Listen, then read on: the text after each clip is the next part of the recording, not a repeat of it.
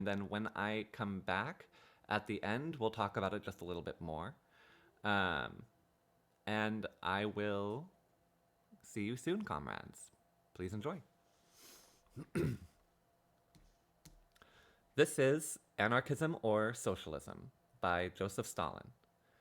The source is the Collected Works, Volume 1, November 1901 to April 1907. The hub of modern social life is the class struggle. In the course of this struggle, each class is guided by its own ideology. The bourgeoisie has its own ideology, so-called liberalism. The proletariat also has its own ideology. This, as is well known, is socialism. Liberalism must not be regarded as something whole and indivisible. It is subdivided into different trends, corresponding to the different strata of the bourgeoisie. Nor is socialism whole and indivisible. In it, there are also different trends. We shall not here examine liberalism. That task had better be left for another time. We want to acquaint the reader only with socialism and its trends. We think that he will find this more interesting. Socialism is divided into three main trends: reformism, anarchism, and Marxism.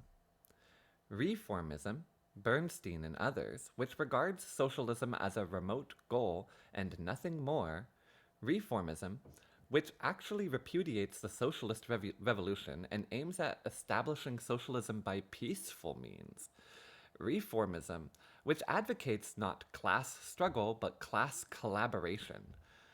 This reformism is decaying day by day, is day by day losing all semblance of socialism, and, in our opinion, it is totally unnecessary to examine it in these articles when defining socialism. It is altogether different with Marxism and anarchism. Both are at the present time recognized as socialist trends. They are waging a fierce struggle against each other. Both are trying to present themselves to the proletariat as genuinely socialist doctrines, and, of course, a study and comparison of the two will be far more interesting for the reader. We are not the kind of people who, when the word anarchism is mentioned, turn away contemptuously and say with a supercilious wave of the hand, "Why waste time on that? It's not worth talking about." We think that such cheap criticism is undignified and useless. Nor are we the kind of people who console themselves with the thought that the anarchists have no masses behind them and, therefore, are not so dangerous. It is not who has a larger or smaller mass following today, but the essence of the doctrine that matters. If the doctrine of the anarchists expresses the truth, then it goes without saying that it will certainly hew a path for itself, and will rally the masses around itself. If, however, it is unsound and built up on a false foundation, it will not last long, and will remain suspended in midair. But the unsoundness of anarchism must be proved. Some people believe that Marxism and anarchism are based on the same principles, and that the disagreements between them concern only tactics, so that, in the opinion of these people, it is quite impossible to draw a contrast between the trends. This is a great mistake. We believe that the anarchists are the real enemies of Marxism. Accordingly, we also hold that a real struggle must be waged against real enemies. Therefore, it is necessary to examine the doctrine of the anarchists from beginning to end and weigh it up thoroughly from all aspects. The point is that Marxism and anarchism are built up on entirely different principles, in spite of the fact that both come into the arena of the struggle under the flag of socialism. The cornerstone of anarchism is the individual, whose emancipation, according to its tenets, is the principal condition for the emancipation of the masses, the collective body. According to the tenets of anarchism, the emancipation of the masses is impossible until the individual is emancipated. Accordingly, Its slogan is everything for the individual. The cornerstone of Marxism, however, is the masses, whose emancipation, according to its tenets, is the principal condition for the emancipation of the individual. That is to say, according to the tenets of Marxism, the emancipation of the individual is impossible until the masses are emancipated. Accordingly, its slogan is everything for the masses. We clearly have here two principles, one negating the other, and not merely disagreements on tactics. The object of our articles is to place these two opposite principles side by side to compare Marxism with anarchism, and thereby throw light on their respective virtues and defects. At this point, we think it necessary to acquaint the reader with the plan of these articles. We shall begin with a description of Marxism, deal, in passing, with the anarchists' views on Marxism, and then proceed to criticize anarchism itself. Namely, we shall expound the dialectical method, the anarchists' views on this method, and our criticism, the materialist theory, the anarchists' views, and our criticism. Here too we shall discuss the socialist revolution, the socialist dictatorship, the minimum program, and tactics generally, the philosophy of the anarchists and our criticism, the socialism of the anarchists and our criticism, anarchist tactics and organization, and, in conclusion, we shall give our deductions. We shall try to prove that, as advocates of small community socialism, the anarchists are not genuine socialists. We shall also try to prove that, insofar as they repudiate the dictatorship of the proletariat, the anarchists are also not genuine revolutionaries. And so, let us proceed with our subject. 1. The dialectical method. Everything in the world is in motion. Life changes, productive forces grow, old relations collapse. Karl Marx. Marxism is not only the theory of socialism, it is an integral world outlook, a philosophical system from which Marxist proletarian socialism logically follows. This philosophical system is called dialectical materialism. Hence, to expound Marxism means to expound also dialectical materialism. Why is this system called dialectical materialism? Because its method is dialectical and its theory is materialistic. What is the dialectical method? It is said that social life is in continual motion and development, and that is true. Life must not be regarded as something immutable and static. It never remains at one level. It is in eternal motion, in an eternal process of destruction and creation. Therefore, life always contains the new and the old, the growing and the dying, the revolutionary and the counter-revolutionary. The dialectical method tells us that we must regard life as it actually is. We have seen that life is in continual motion. Consequently, we must regard life in its motion and ask, where is life going? We have seen that life presents a picture of constant destruction and creation. Consequently, we must examine life in its process of destruction and creation and ask, what is being destroyed and what is being created in life? That which in life is born and grows day by day is invincible. Its progress cannot be checked.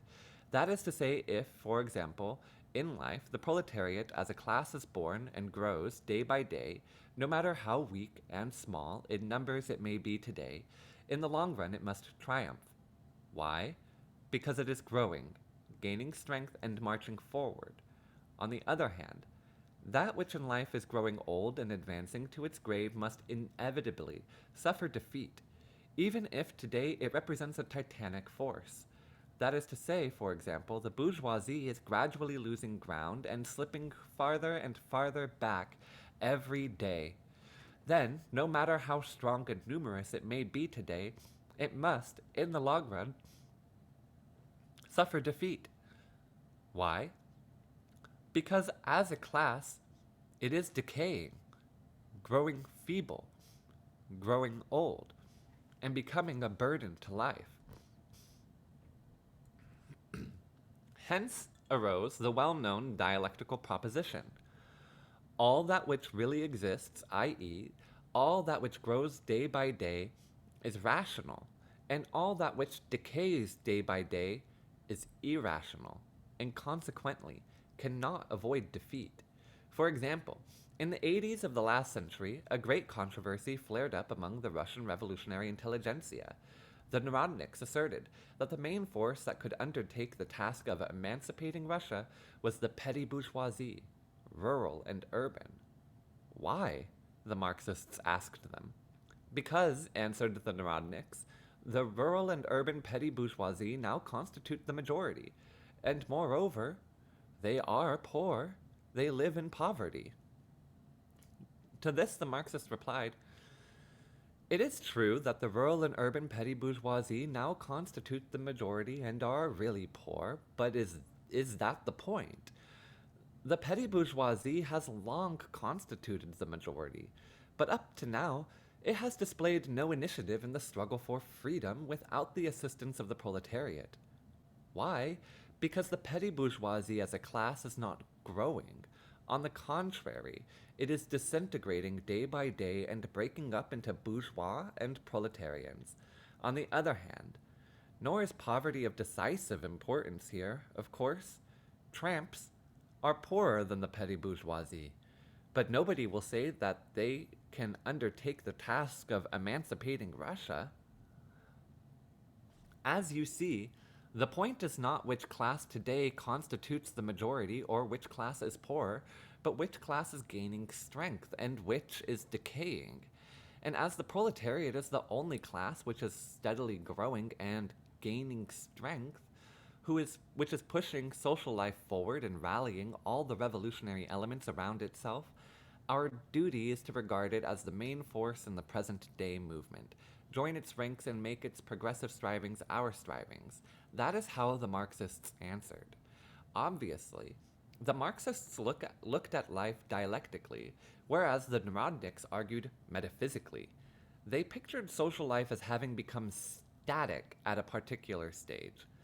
That is how the dialectical method looks upon the development of life. But there is movement and movement.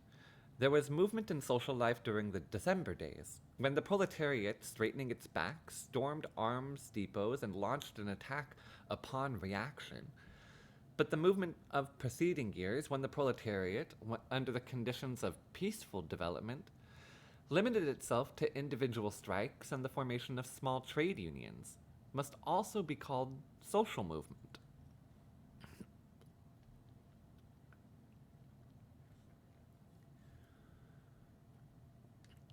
Clearly, movement assumes different forms. And so the dialectical method says that movement has two forms: the evolutionary and the revolutionary form. Movement is evolutionary, when the progressive elements spontaneously continue their daily activities and introduce minor, quantitative changes into the old order. Movement is revolutionary, when the same elements combine, become imbued with a single idea, and sweep down upon the enemy camp with the object of uprooting the old order and introducing qualitative changes in life, of establishing a new order. Evolution prepares for revolution and creates the ground for it. Revolution consummates the process of evolution and facilitates its further activity. Similar processes take place in nature. The history of science shows that the dialectical method is a truly scientific method, from astronomy to sociology. In every field, we find confirmation of the idea that nothing is eternal in the universe. Everything changes, everything develops. Consequently, everything in nature must be regarded from the point of view of movement, development, and this means that the spirit of dialectics permeates the whole of present-day science. As regards the forms of movement, as regards the fact that according to dialectics, minor quantitative changes sooner or later lead to major qualitative changes, this law applies with equal force to the history of nature. Mendeleev's periodic system of elements clearly shows how very important in the history of nature is the emergence of qualitative changes out of quantitative changes. The same thing is shown in biology by the theory of neo-Lamarckism, to which neo-Darwinism is yielding place. We shall say nothing about other facts on which F. Engels has thrown sufficiently full light in his Anti-Düring, such as the content of the dialectical method. How do the anarchists look upon the dialectical method? Everybody knows that Hegel was the father of the dialectical method. Marx purged and improved this method. The anarchists are aware of this, of course. They know that Hegel was a conservative, and so, taking advantage of this, they vehemently revile Hegel as a supporter of restoration.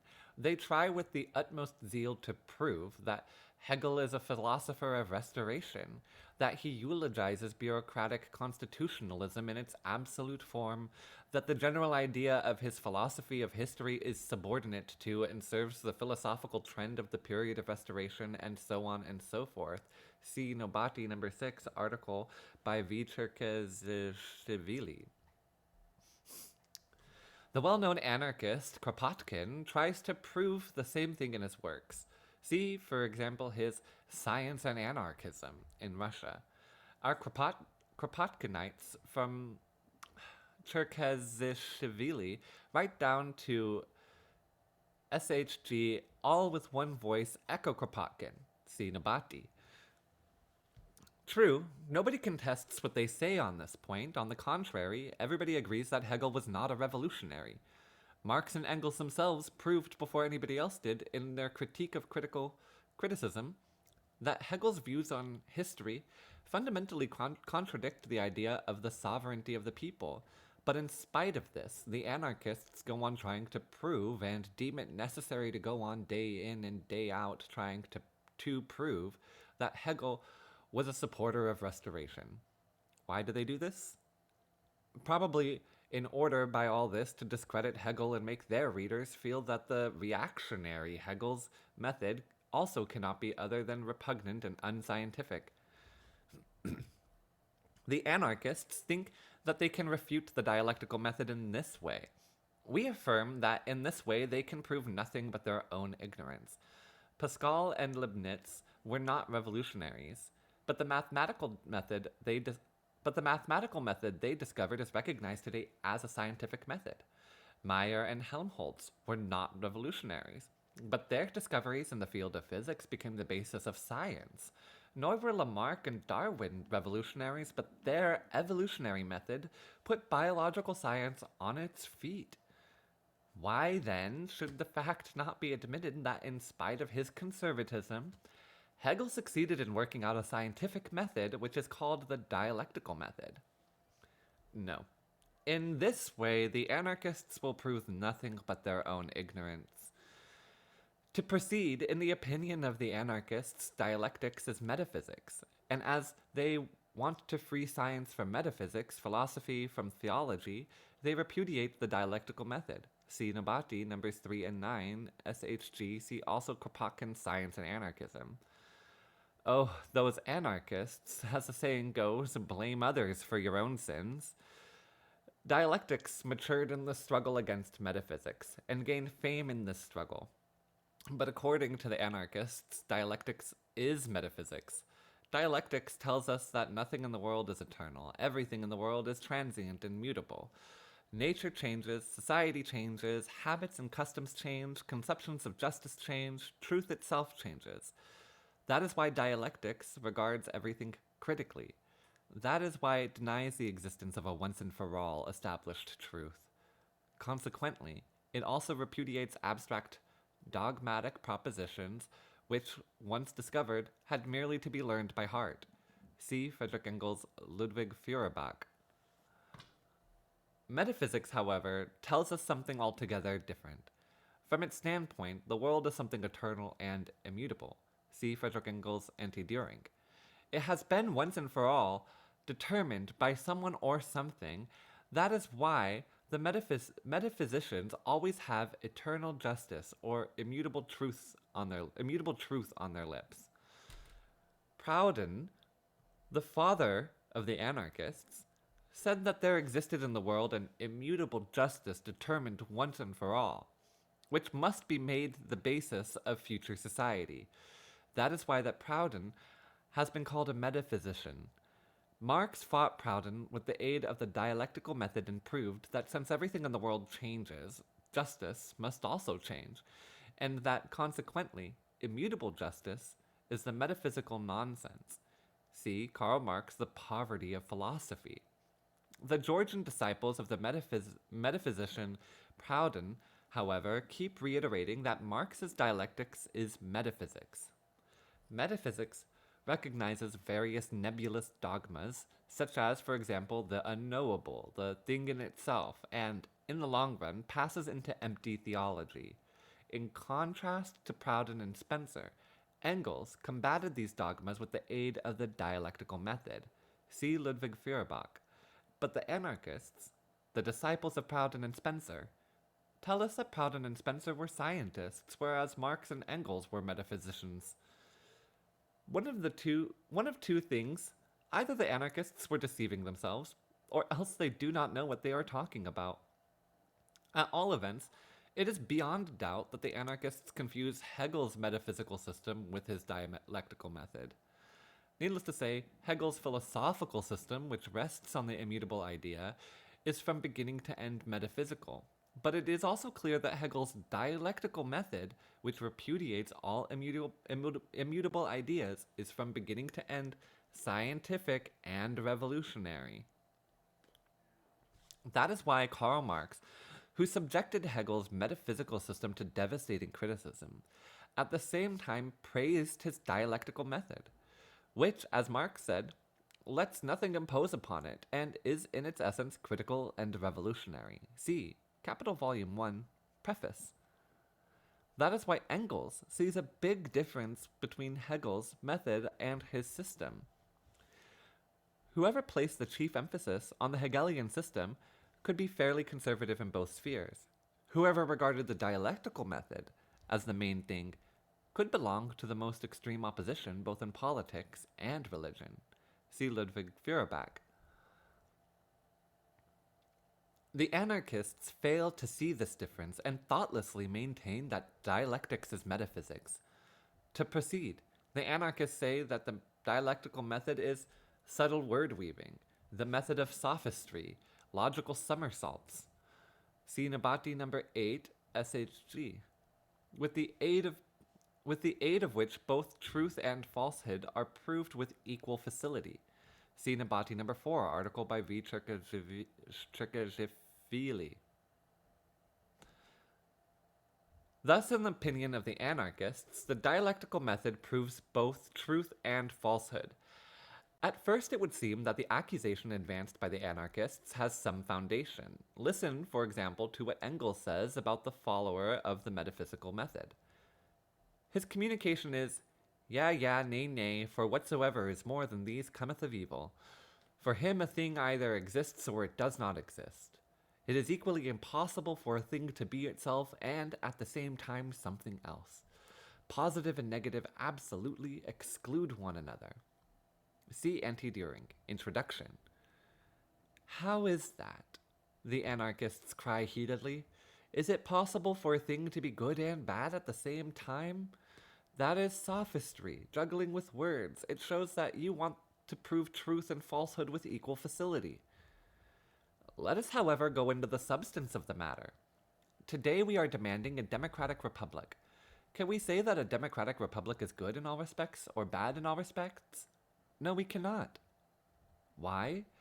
Because a democratic republic is good in only one respect, when it destroys the feudal system, but it is bad in another respect, when it strengthens the bourgeois system.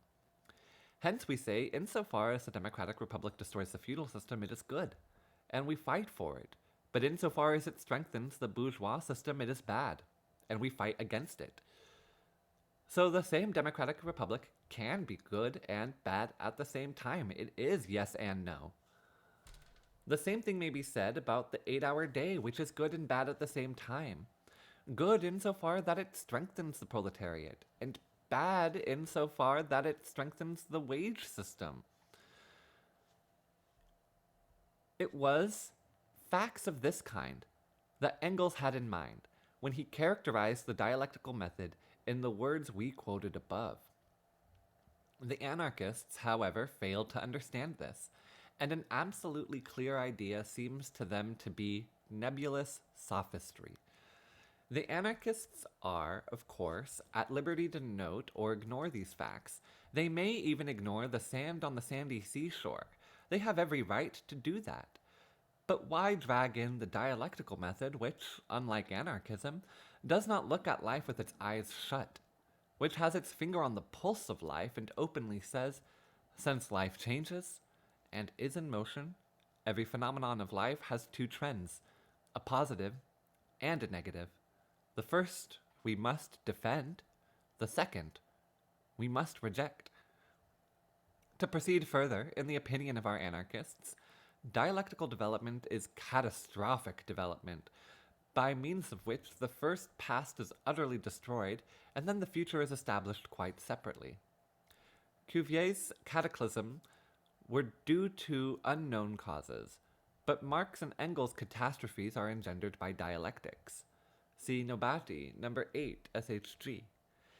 In another place, the same author writes, Marxism rests on Darwinism and treats it uncritically. See Nobati, number 6. Now listen. Cuvier rejects Darwin's theory of evolution. He recognizes only cataclysms, and cataclysms are unexpected upheavals due to unknown causes. The anarchists say that Marxists adhere to Cuvier's view and therefore repudiate Darwinism. Darwin rejects Cuvier's cataclysms. He recognizes gradual evolution. But the same anarchists say that Marxism rests on Darwinism and treats it uncritically, i.e., the Marxists repudiate Cuvier's cataclysms. In short, the anarchists accuse the Marxists of adhering to Cuvier's view and at the same time reproach them for adhering to Darwin's and not to Cuvier's view.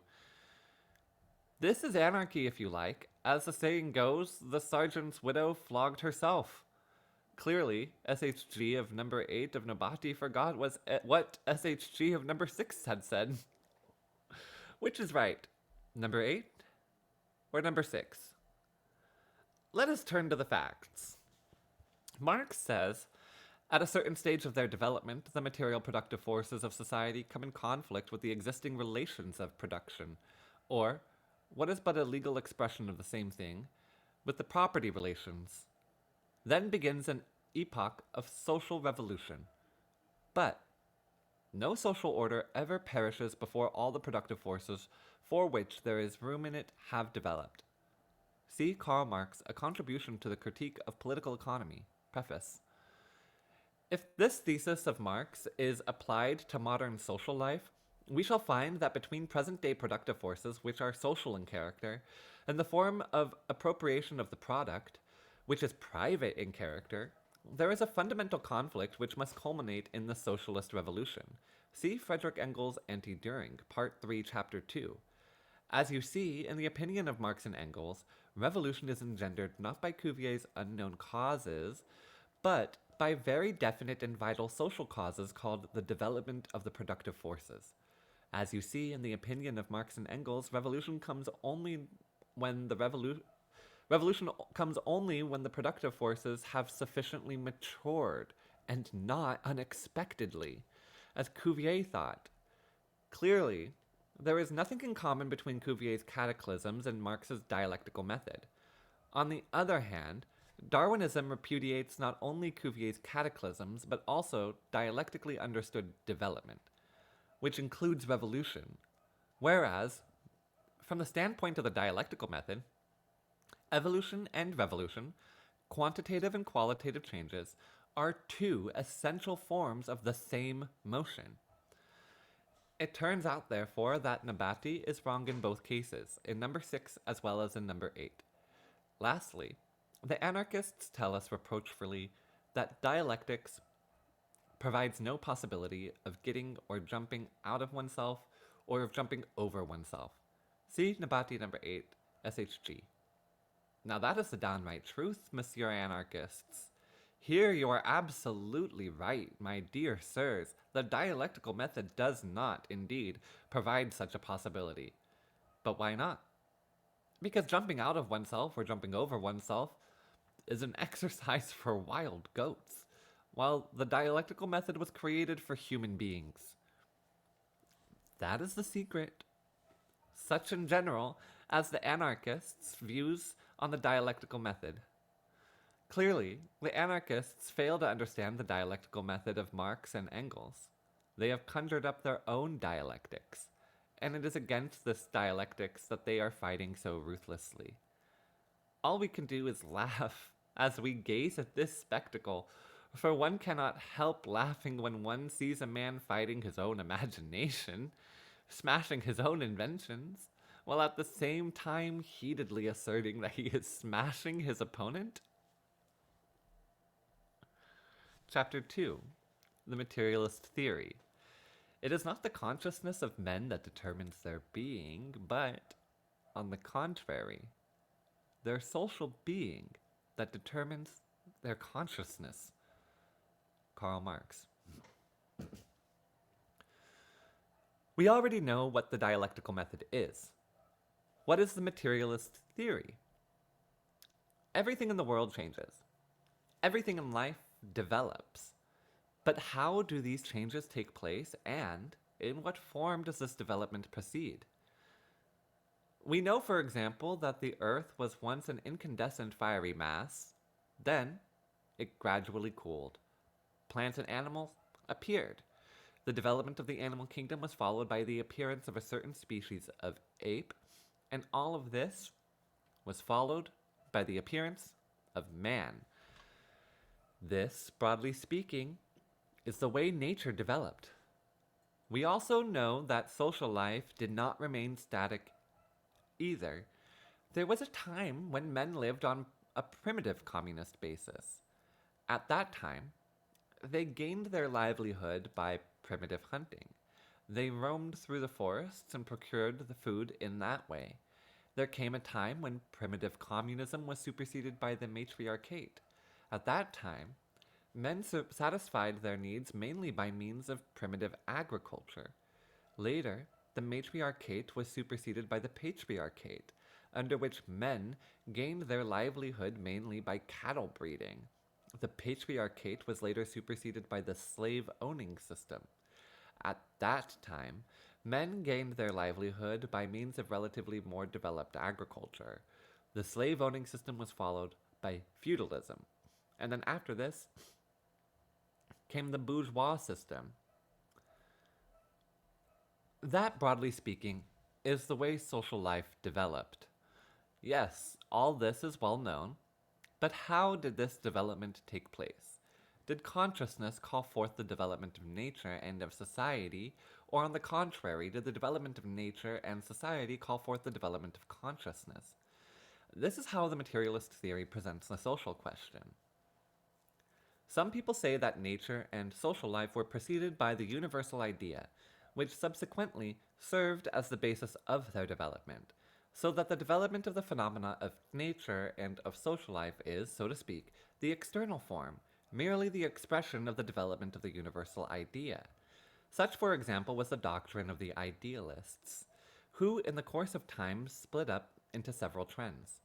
Others say that from the very beginning there have existed in the world two mutually negating forces, idea and matter, consciousness and being, and that correspondingly phenomena also fall into two categories, their ideal and the material, which negate each other and contend against each other, so that the development of nature and society is in a constant struggle between ideal and material phenomena.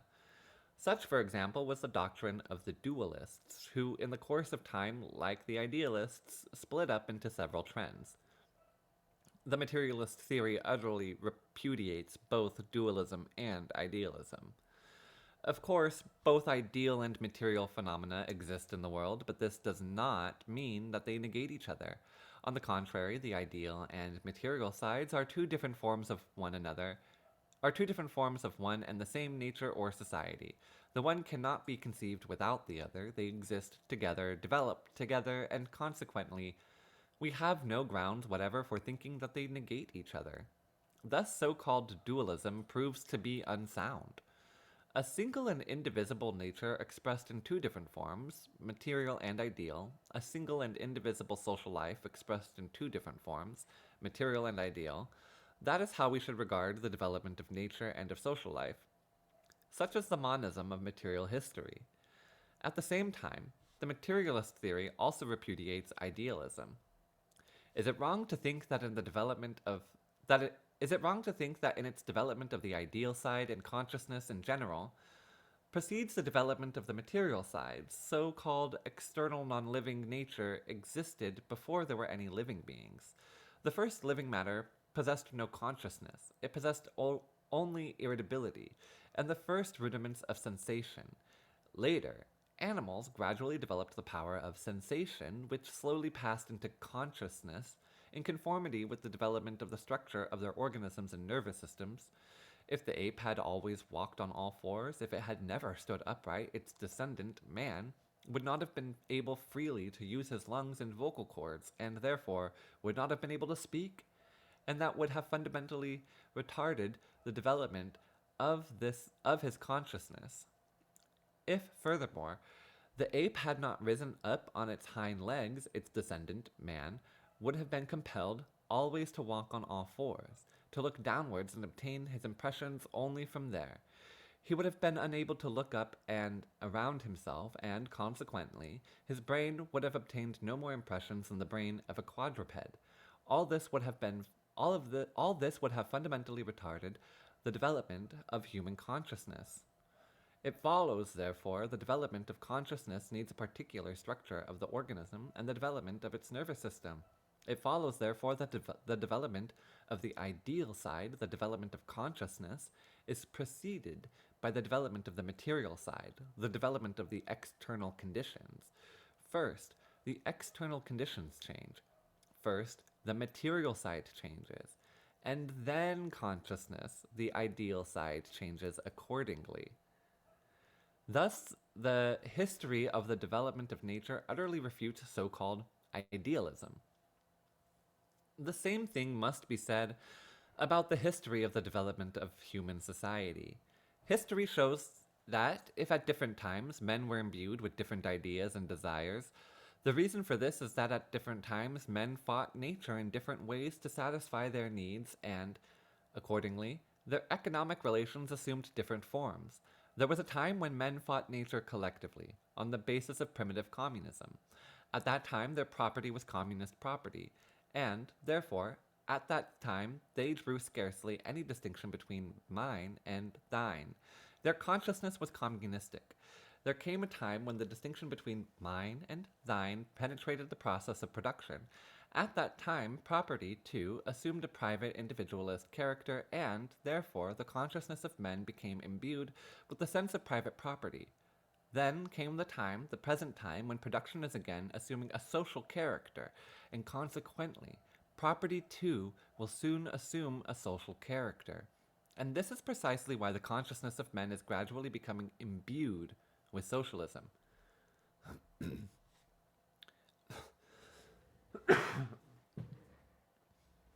Here is a simple illustration.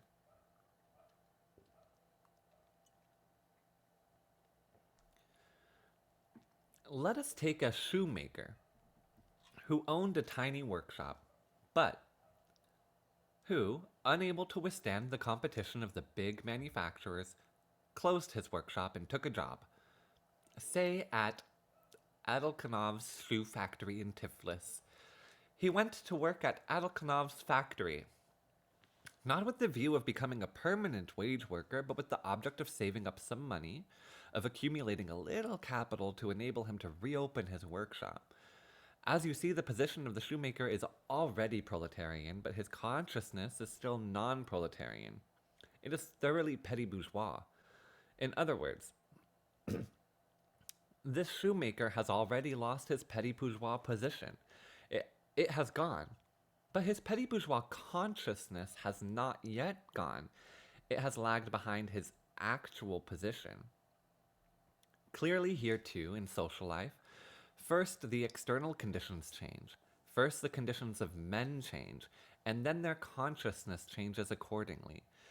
But let us return to our shoemaker. As we already know, he intends to save up some money and then reopen his workshop. This proletarianized shoemaker goes on working, but finds that it is a very difficult matter to save money, because what he earns barely suffices to maintain an existence.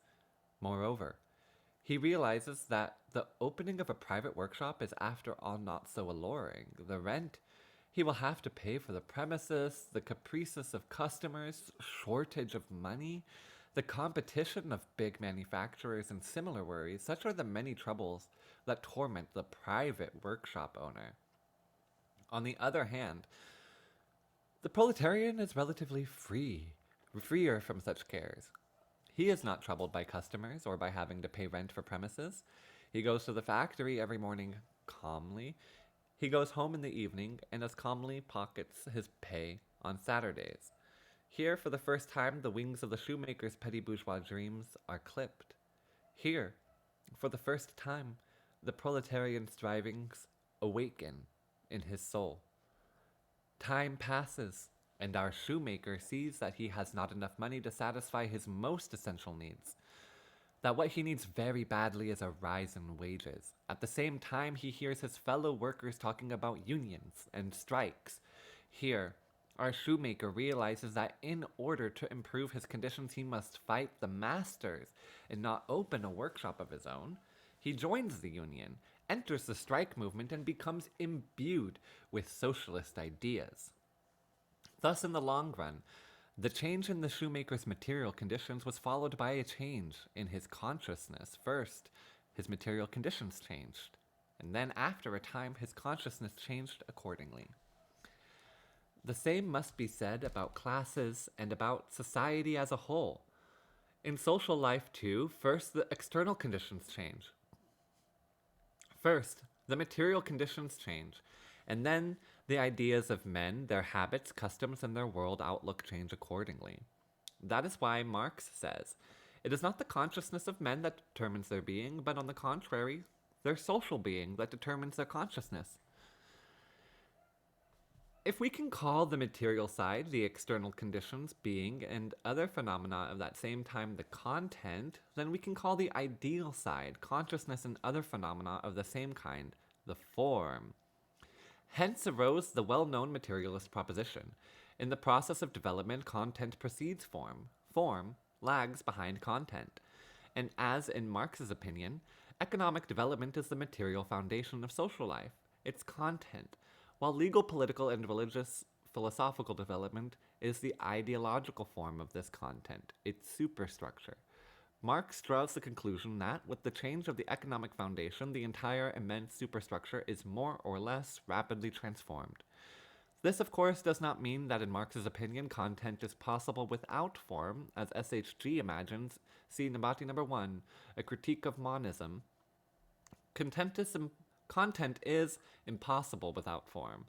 But the point is that since a given form lags behind its content, it never fully corresponds to its content, and so the new content is obliged to clothe itself for a time in the old form. And this causes a conflict between them. At the present time, for example, the form of appropriation of the product, which is private in character, does not correspond to the social content of production. And this is the basis of the present-day social conflict. On the other hand, the idea that consciousness is a form of being does not mean that by its nature, consciousness too is matter. That was the opinion held only by the vulgar materialists. For example,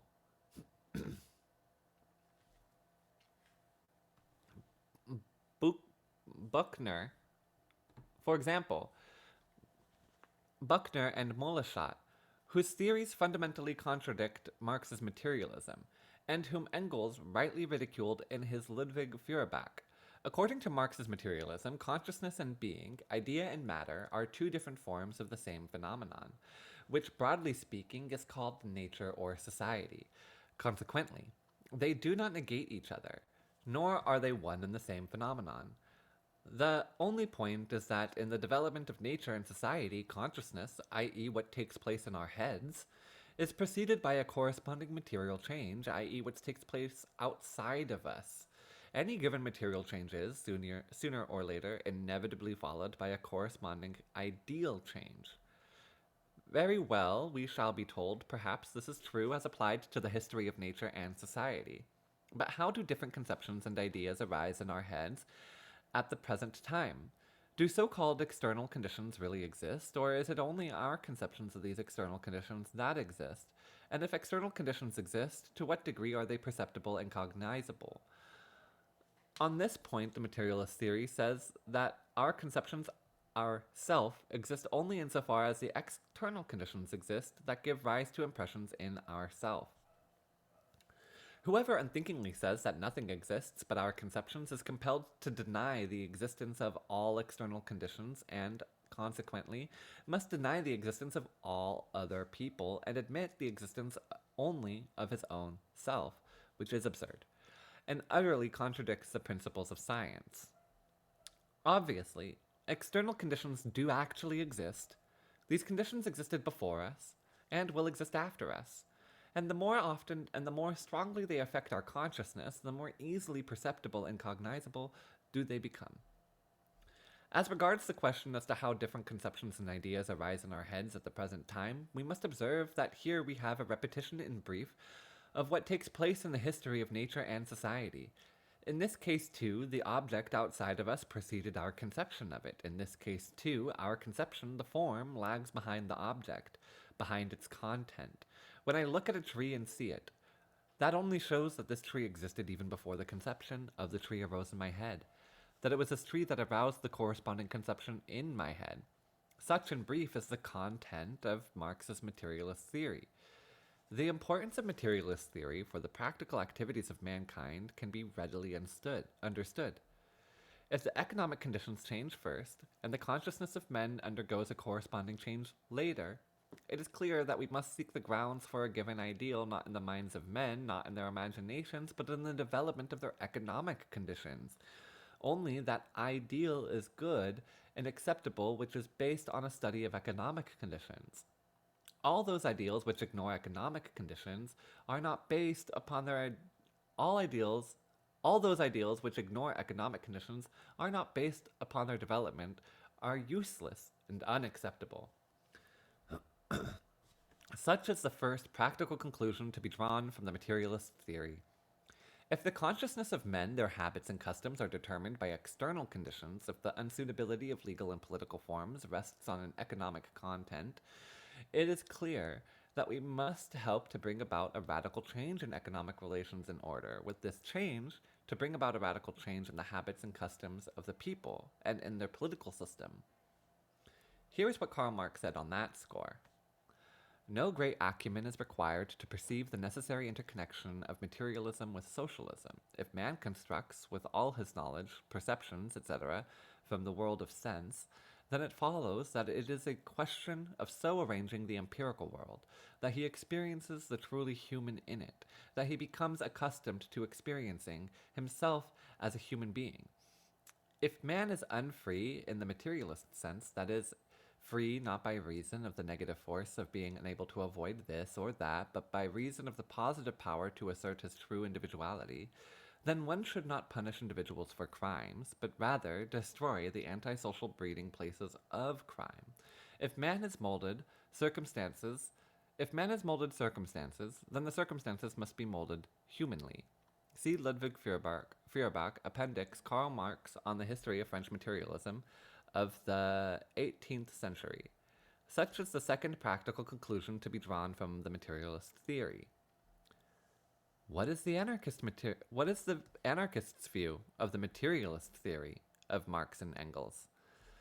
While the dialectical method originated with Hegel, the materialist theory is a further development of the materialism of Feuerbach.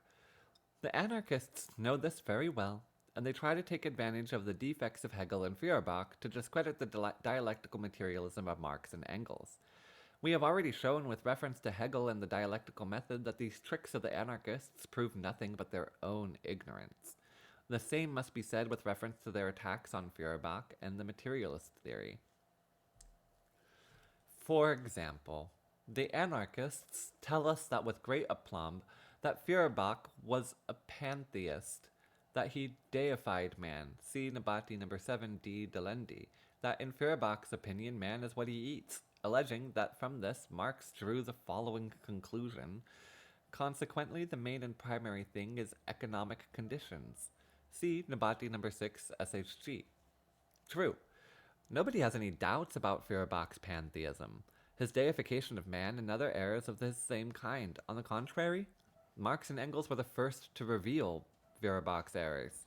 Nevertheless, the anarchists deem it necessary once again to expose the already exposed errors. Why? Probably because, in reviling Feuerbach, they want to indirectly discredit the materialist theory of Marx and Engels. Of course, if we examine the subject impartially, we shall certainly find that in addition to erroneous ideas, Feuerbach gave utterance to correct ideas, as has been the case with many scholars in history. Nevertheless, the anarchists go on exposing. We say again that by tricks of this kind, they prove nothing but their own ignorance. It is interesting to note, as we shall see later on, that the anarchists took it into their heads to criticize the materialist theory from hearsay, without any acquaintance with it. As a consequence, they often contradict and refute each other, which of course makes our critics look ridiculous. If, for example, we listen to what Mr. Trikazishvili has to say, it would appear that Marx and Engels detested monistic materialism, that their materialism was vulgar and not monistic materialism.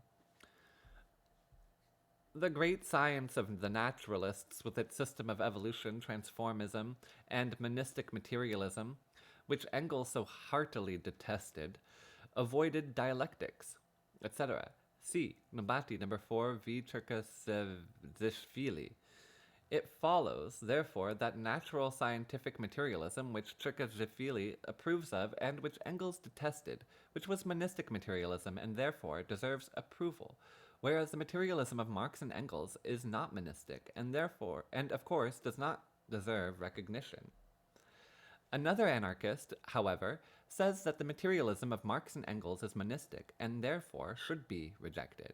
Marx's conception of history is a throwback to Hegel. The monistic materialism of absolute objectivism in general and Marx's economic monism in particular are impossible in nature and fallacious in theory. Monistic materialism is poorly disguised dualism and comprised between metaphysics and science. See Nabati number 6 SHG. It would follow, therefore, that monistic materialism is unacceptable, that Marx and Engels do not detest it, but, on the contrary, are themselves monistic materialists, and therefore monistic materialism must be rejected. They are all at 6s and 7s. Try and make out which of them is right, the former or the latter. They have not yet agreed among themselves about the merits and demerits of Marx's materialism. They have not yet understood whether it is monistic or not, and have not yet made up their minds themselves as to which the more acceptable, vulgar, or monistic materialism, but they already deafen us with their boastful claims to have shattered Marxism. Well, if the messieurs, the anarchists, continue to shatter each other's views as zealously as they are doing now, we need say no more. The future belongs to the anarchists. No less ridiculous is the fact that certain celebrated anarchists, notwithstanding their celebrity, have not yet made themselves familiar with the different trends in science. It appears that they are ignorant of the fact that there are various kinds of materialism in science, which differ a great deal from each other. There is, for example, vulgar materialism, which denies the importance of the ideal side and the effect it has upon the material side. There is also so-called monistic materialism, the materialist theory of Marx, which scientifically examines the interrelation between the ideal and the material sides. But the anarchists confuse these different kinds of materialism, fail to see even the obvious differences between them, and at the same time affirm with great aplomb that they are regenerating science. R. Kropotkin, for example, smugly asserts in his philosophical works that anarcho-communism rests on the contemporary materialist philosophy. but he does not utter a single word to explain on which materialist philosophy anarcho-communism rests. On vulgar, monistic, or some other. Evidently, he is ignorant of the fact that there are fundamental contradictions between the different trends of materialism, and he fails to understand that to confuse these trends means regenerating science. But displaying one's own downright ignorance, see Kropotkin, Science and Anarchism, and also Anarchy and its Philosophy. The same thing must be said about Kropotkin's Georgian disciples. Listen to this. In the opinion of Engels, and also of Kautsky, Marx rendered mankind a great service in that he, among other things, discovered the materialist conception. Is this true? We do not think so, for we know that all the historians, scientists, and philosophers who adhere to the view that the social mechanism is set in motion by geographic, climatic, and telluric, cosmic, anthropological, and biological conditions are all materialists. See Nabati number 2. It follows therefore that there is no difference whatever between materialism of Aristotle and Holbach or between the materialism of Marx and Moleschott. This is criticism, if you like, and people whose knowledge is on such a level have taken it into their heads to renovate science. Indeed, it is an apt saying. It's not a bad lookout when a cobbler begins to bake pies. Or it's a bad lookout when a cobbler begins to bake pies. To proceed, our celebrated anarchists heard somewhere that Marx's materialism was a belly theory, and so they rebuke us, Marxists, saying, in the opinion of Feuerbach, man is what he eats. This formula had a magic effect on Marx and Engels, and, as a consequence, Marx drew the conclusion that the main and primary thing is economic conditions, relations of production. And then the anarchists proceed to instruct us in a philosophical tone. It would be a mistake to say that the sole means of achieving this object of social life is eating and economic production. If ideology were determined mainly monistically by eating and economic conditions, then some gluttons would be geniuses. See Nobati number 6 SHG. You see how easy it is to refute the materialism of Marx and Engels? It is sufficient to hear some gossip in the street from some schoolgirl about Marx and Engels. It is sufficient to repeat that street gossip with philosophical aplomb in the columns of a paper like Nabati to leap into fame as a critic of Marxism. But tell me, gentlemen, where, when, on which planet, and which Marx do you hear say that eating determines ideology? Why did you not cite a single sentence, a single word from the works of Marx to back your assertion? True, Marx said that the economic conditions of men determine their consciousness, their ideology, but who told you that eating and economic conditions are the same thing? Don't you really know that physiological phenomena, such as eating, for example, differ fundamentally from sociological phenomena, such as the economic conditions of men, for example? One can forgive a schoolgirl, say, for confusing these two different phenomena, but how is it that you, the vanquishers of social democracy, regenerators of science, so carelessly repeat the mistake of a schoolgirl? How indeed can eating determine social ideology? Ponder over what yourselves have said. Eating, the form of eating, does not change. In ancient times, people ate, masticated, and digested their food in the same way as they do now. But ideology changes all the time. Ancient, feudal, bourgeois, and proletarian, such are the forms of ideology. Is it conceivable that that which does not change can determine that which is constantly changing? To proceed further, in the opinion of the anarchists, Marx's materialism is parallelism, or again, monistic materialism is poorly disguised dualism and compromise between metaphysics and science. Marx drops into dualism because he depicts relations of production as material and human striving and will as an illusion and a utopia, which, even though it exists, is of no importance. See Nabati number 6, SHG. Firstly, Marx's monistic materialism has nothing in common with silly parallelism. From the standpoint of this materialism, the material side, content, necessarily precedes the ideal side, form. Parallelism, however, repudiates this view and emphatically affirms that neither the material nor the ideal comes first, that both develop together side by side. Secondly, if Marx had in fact depicted relations of production as material and human striving and will as an illusion and a utopia having no importance, does that mean that Marx was a dualist? The dualist, as is well known, ascribes equal importance to the ideal and material sides as two opposite principles. But if, as you say, Marx attaches a higher importance to the material side and no importance to the ideal side because it is a utopia, how do you make out that Marx was a dualist, messieurs critics? Thirdly, what connection can there be between materialist monism and dualism, when even a child knows that monism springs from one principle, nature or being, which has a material and ideal form, whereas dualism springs from two principles, the material and the ideal, which, according to dualism, negate each other? Fourthly, when did Marx depict human striving and will as a utopia and an illusion? True, Marx explained human striving and will by economic development, and when the strivings of certain armchair philosophers failed to harmonize with economic conditions, he called them utopian. But does this mean that Marx believed that human striving in general is utopian? Does this too really need an explanation? Have you really not read Marx's statement that mankind always sets itself only such tasks as it can solve? See preface to a contribution to the critique of political economy, i.e., that generally speaking, mankind does not pursue utopian aims. Clearly, either our critic does not know what he is talking about, or he is deliberately distorting the facts. Fifthly, who told you that in the opinion of Marx and Engels, human striving and will are of no importance? Why do you not point to the place where they say that? Does not Marx speak of the importance of striving and will in his 18th Brumaire of Louis Bonaparte, in his class struggles in France, in his civil war in France, and in other pamphlets of the same kind? Why then did Marx try to develop the proletarians' will and striving in the socialist spirit?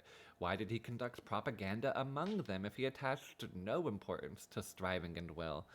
Or what did Engels talk about in his well-known articles of 1891 to 94, if not the importance of will and striving? True, in Marx's opinion, human will and striving acquire their content from economic conditions, but does that mean that they themselves exert no influence on the development of economic relations? Is it really so difficult for the anarchists to understand such a simple idea? Here, another accusation messieurs the anarchists make. Form is inconceivable without content. Therefore, one cannot say that form comes after content, lags behind content. Okay. They coexist. Otherwise, monism would be an absurdity. See Nabati, number 1, SHG. Our scholar is somewhat confused again. It is quite true that content is inconceivable without form, but it is also true that the existing form will never fully corresponds to the existing content. The former lags behind the latter. To a certain extent, the new content is always clothed in the old form, and as a consequence, there is always a conflict between the old form and the new content. It is precisely on this ground that revolutions occur, and this, among other things, expresses the revolutionary spirit of Marx's materialism. The celebrated anarchists, however, have failed to understand this, and for this they themselves, and not the materialist theory, are to blame, of course. Such are the views of the anarchists on the materialist theory of Marx and Engels. That is, if they can be called views at all. Chapter 3, Proletarian Socialism. We are now familiar with Marx's theoretical doctrine. We are familiar with his method and also with his theory. What practical conclusions must we draw from this doctrine? What connection is there between dialectical materialism and proletarian socialism? The dialectical method affirms that only that class which is growing day by day, which always marches forward and fights unceasingly for a better future, can be progressive to the end. Only that class can smash the yoke of slavery. We see that the only class which is steadily growing, which always marches forward and is fighting for the future, is the urban and rural proletariat. Therefore, we must serve the proletariat and place our hopes on it. Such is the first practical conclusion to be drawn from Marxist theoretical doctrine. But there is service and service. Bernstein also serves the proletariat, and when he urges it to forget about socialism. Kropotkin also serves the proletariat when he offers it community socialism, which is scattered and has no broad industrial base. And Karl Marx serves the proletariat when he calls it to proletarian socialism, which will rest on the broad basis of a modern large-scale industry. What must we do in order that our activities may benefit the proletariat? How should we serve the proletariat? The materialist theory affirms that a given ideal may be of direct service to the proletariat only if it does not run counter to the economic development of the country. If it fully answers to the requirements of that development, the economic development of the capitalist system shows that present-day production is assuming a social character, that the social character of production is a fundamental negation of existing capitalist property. Consequently, our main task is to help abolish capitalist property and to establish socialist property. And that means that the doctrine of Bernstein, who urges that socialism should be forgotten, fundamentally contradicts the requirements of economic development. It is harmful to the proletariat. Further, the economic development of the capitalist system shows that the present-day production is expanding day by day. It is not confined within the limits of individual towns and provinces, but constantly overflows these limits and embraces the territory of the whole state. Consequently, we must welcome the expansion of production and regard as the basis of future socialism not separate towns and communities, but the entire and indivisible territory of the whole state, which, in future, will of course expand more and more. And this means that the doctrine advocated by Kropotkin, which confines future socialism within the limits of separate towns and communities, is contrary to the interests of a powerful expansion of production. It is harmful to the proletariat. Fight for a broad socialist life as the principal goal. This is how we should serve the proletariat. Such is the second practical conclusion to be drawn from Marx's theoretical doctrine. Clearly, proletarian socialism is the logical deduction from dialectical materialism. What is proletarian socialism? The present system is a capitalist system. This means that the world is divided up into two opposing camps. The camp of a small handful of capitalists, and the camp of the majority, the proletarians. The proletarians work day and night. Nevertheless, they remain poor. The capitalists do not work. Nevertheless, they are rich. This takes place not because the proletarians are unintelligent and the capitalists are geniuses, but because capitalists appropriate the fruits of the labor of the proletarians. Because the capitalists exploit the proletarians. Why are the fruits of the labor of the proletarians appropriated by the capitalists and not by the proletarians? Why do the capitalists exploit the proletarians and not vice versa? Because the capitalist system is based on commodity production. Here, everything assumes the form of a commodity. Everywhere, the principle of buying and selling prevails. Here, you can buy not only articles of consumption, not only food products, but also the labor power of men, their blood, and their consciences. The capitalists know all this and purchase the labor power of the proletarians. They hire them. This means that the capitalists become the owners of the labor power they buy. The proletarians, however, lose their right to the labor power which they have sold. That is to say, what is produced by that labor power no longer belongs to the proletarians. It belongs only to the capitalists and goes into their pockets. The labor power which you have sold may produce in the course of a day goods to the value of 100 rubles. But that is not your business. Those goods do not belong to you. It is the business only of the capitalists, and the goods belong to them. all that you are due to receive is your daily wage, which perhaps may be sufficient to satisfy your essential needs if, of course, you live frugally. Briefly, the capitalists buy the labor power of the proletarians, they hire the proletarians, and this is precisely why the capitalists appropriate the fruit of the labor power of the proletarians. This is precisely why the capitalists exploit the proletarians and not vice versa. But why is it precisely the capitalists who buy the labor power of the proletarians? Why do the capitalists hire the proletarians and not vice versa? Because the principal basis of the capitalist system is the private ownership of the instruments and means of production. Because the factories, mills, the land and minerals, the forests, the railways, the machines, and other means of production have become the private property of a small handful of capitalists. Because the proletarians lack all this, that is why the capitalists hire proletarians to keep the factories and mills going. If they did not do that, their instrument and means of production would yield no profit. That is why the proletarians sell their labor power to the capitalists. If they did not, they would die of starvation. All this throws light on the general character of capitalist production. Firstly, it is self-evident that capitalist production cannot be united and organized. It is all split up among the private enterprises of individual capitalists. Secondly, it is also clear that the immediate purpose of this scattered production is not to satisfy the needs of the people, but to produce goods for sale in order to increase the profits of the capitalists.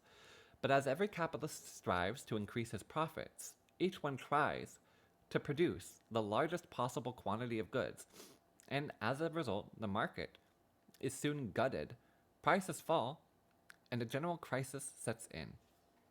Thus, crises, unemployment, suspension of production, anarchy of production, and the like are the direct results of present-day unorganized capitalist production. If this unorganized social system still remains standing, if it still firmly withstands the attacks of the proletariat, it is primarily because it is protected by the capitalist state, by the capitalist government.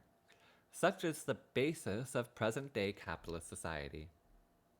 There can be no doubt that the future society will be built on an entirely different basis. Future society will be socialist society. This means primarily that there will be no classes in that society. There will be neither capitalists nor proletarians, and consequently there will be no exploitation. In that society, there will be only workers, engaged in collective labor. Future society will be socialist society, and this means also that with the abolition of exploitation, commodity production and buying and selling will also be abolished, and therefore there will be no room for buyers and sellers of labor power. For employers and employed, there will be only free workers. Future society will be socialist society. This means, lastly, that in that society, the abolition of wage labor will be accompanied by the complete abolition of the private ownership of the instruments and means of production. There will be neither poor proletarians nor rich capitalists. There will be only workers who collectively own all the land and minerals, all the forests, all the factories and mills, all the railways. As you see, the main purpose of production in the future will be to satisfy the needs of society and not to produce goods for sale in order to increase the profits of the capitalists. Well, there will be no room for commodity production, struggle for profits, etc. It is also clear that future production will be socialistically organized, highly developed production, which will take into account the needs of society and will produce as much as society needs. Here, there will be no room whether for scattered production, competition, crisis, or unemployment. Where there are no classes, there are neither rich nor poor. There is no need for a state. There is no need either for political power, which oppresses the poor and protects the rich. Consequently, in socialist society, there will be no need for the existence of political power. That is why Karl Marx said as far back as 1846, the working class, in the course of its development, will substitute for the old bourgeois society an association which will exclude classes and their antagonisms, and there will be no more political power properly so called. See, the poverty of philosophy. That is why Engels said in 1884, The state, then, has not existed from all eternity. There have been societies that did without it. There had no conception of the state and state power.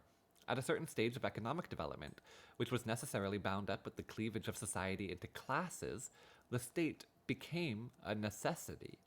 We are now rapidly approaching a stage in the development of production at which the existence of these classes not only will have ceased to be a necessity, but will have become a positive hindrance to production.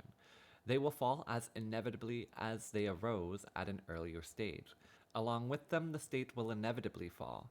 The society that will organize production on the basis of a free and equal association of the producers will put the whole machinery of the state where it will then belong, into the museum of antiquities, by the side of the spinning wheel and the bronze axe.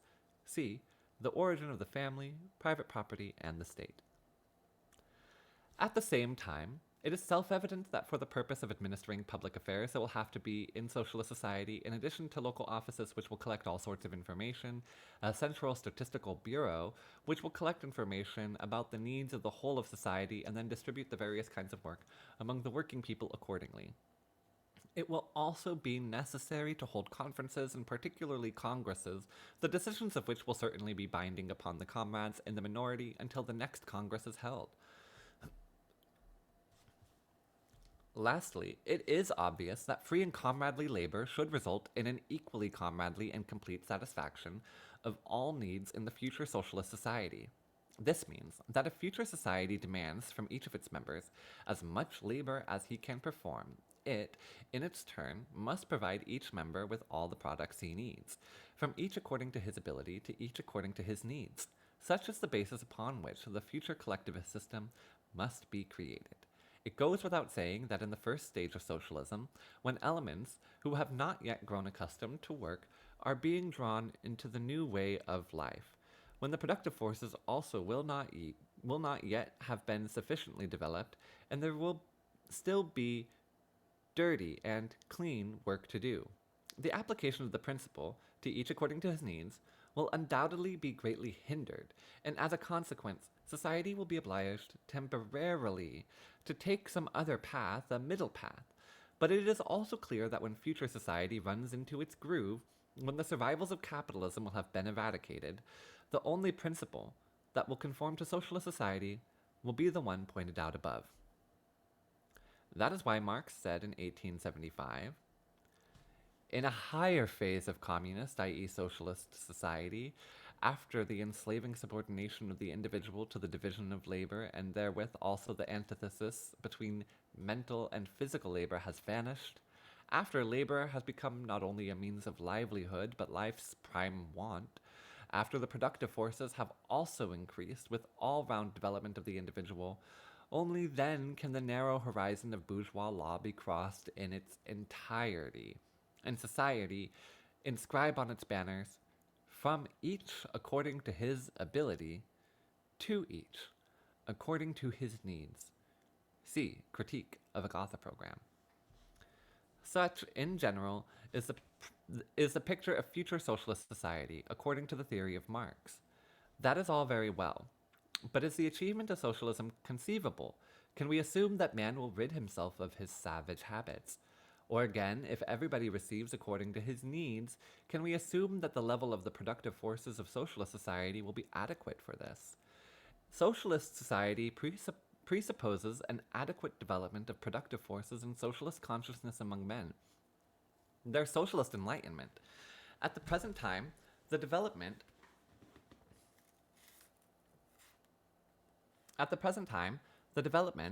of productive forces is hindered by the existence of capitalist property.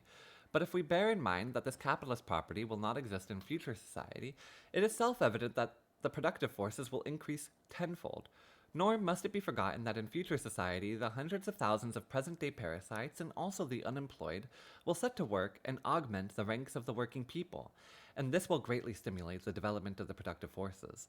As regards men's savage sentiments and opinions, these are not as eternal as some people imagine. There was a time under primitive communism when man did not recognize private property. There came a time the time of individualistic production when private property dominated the hearts and minds of men. A new time is coming, the time of socialist production. Will it be surprising if the hearts and minds of men become imbued with socialist strivings? Does not being determine the sentiments and opinions of men? But what proof is there that the establishment of the socialist system is inevitable? Must the development of modern capitalism inevitably be followed by socialism?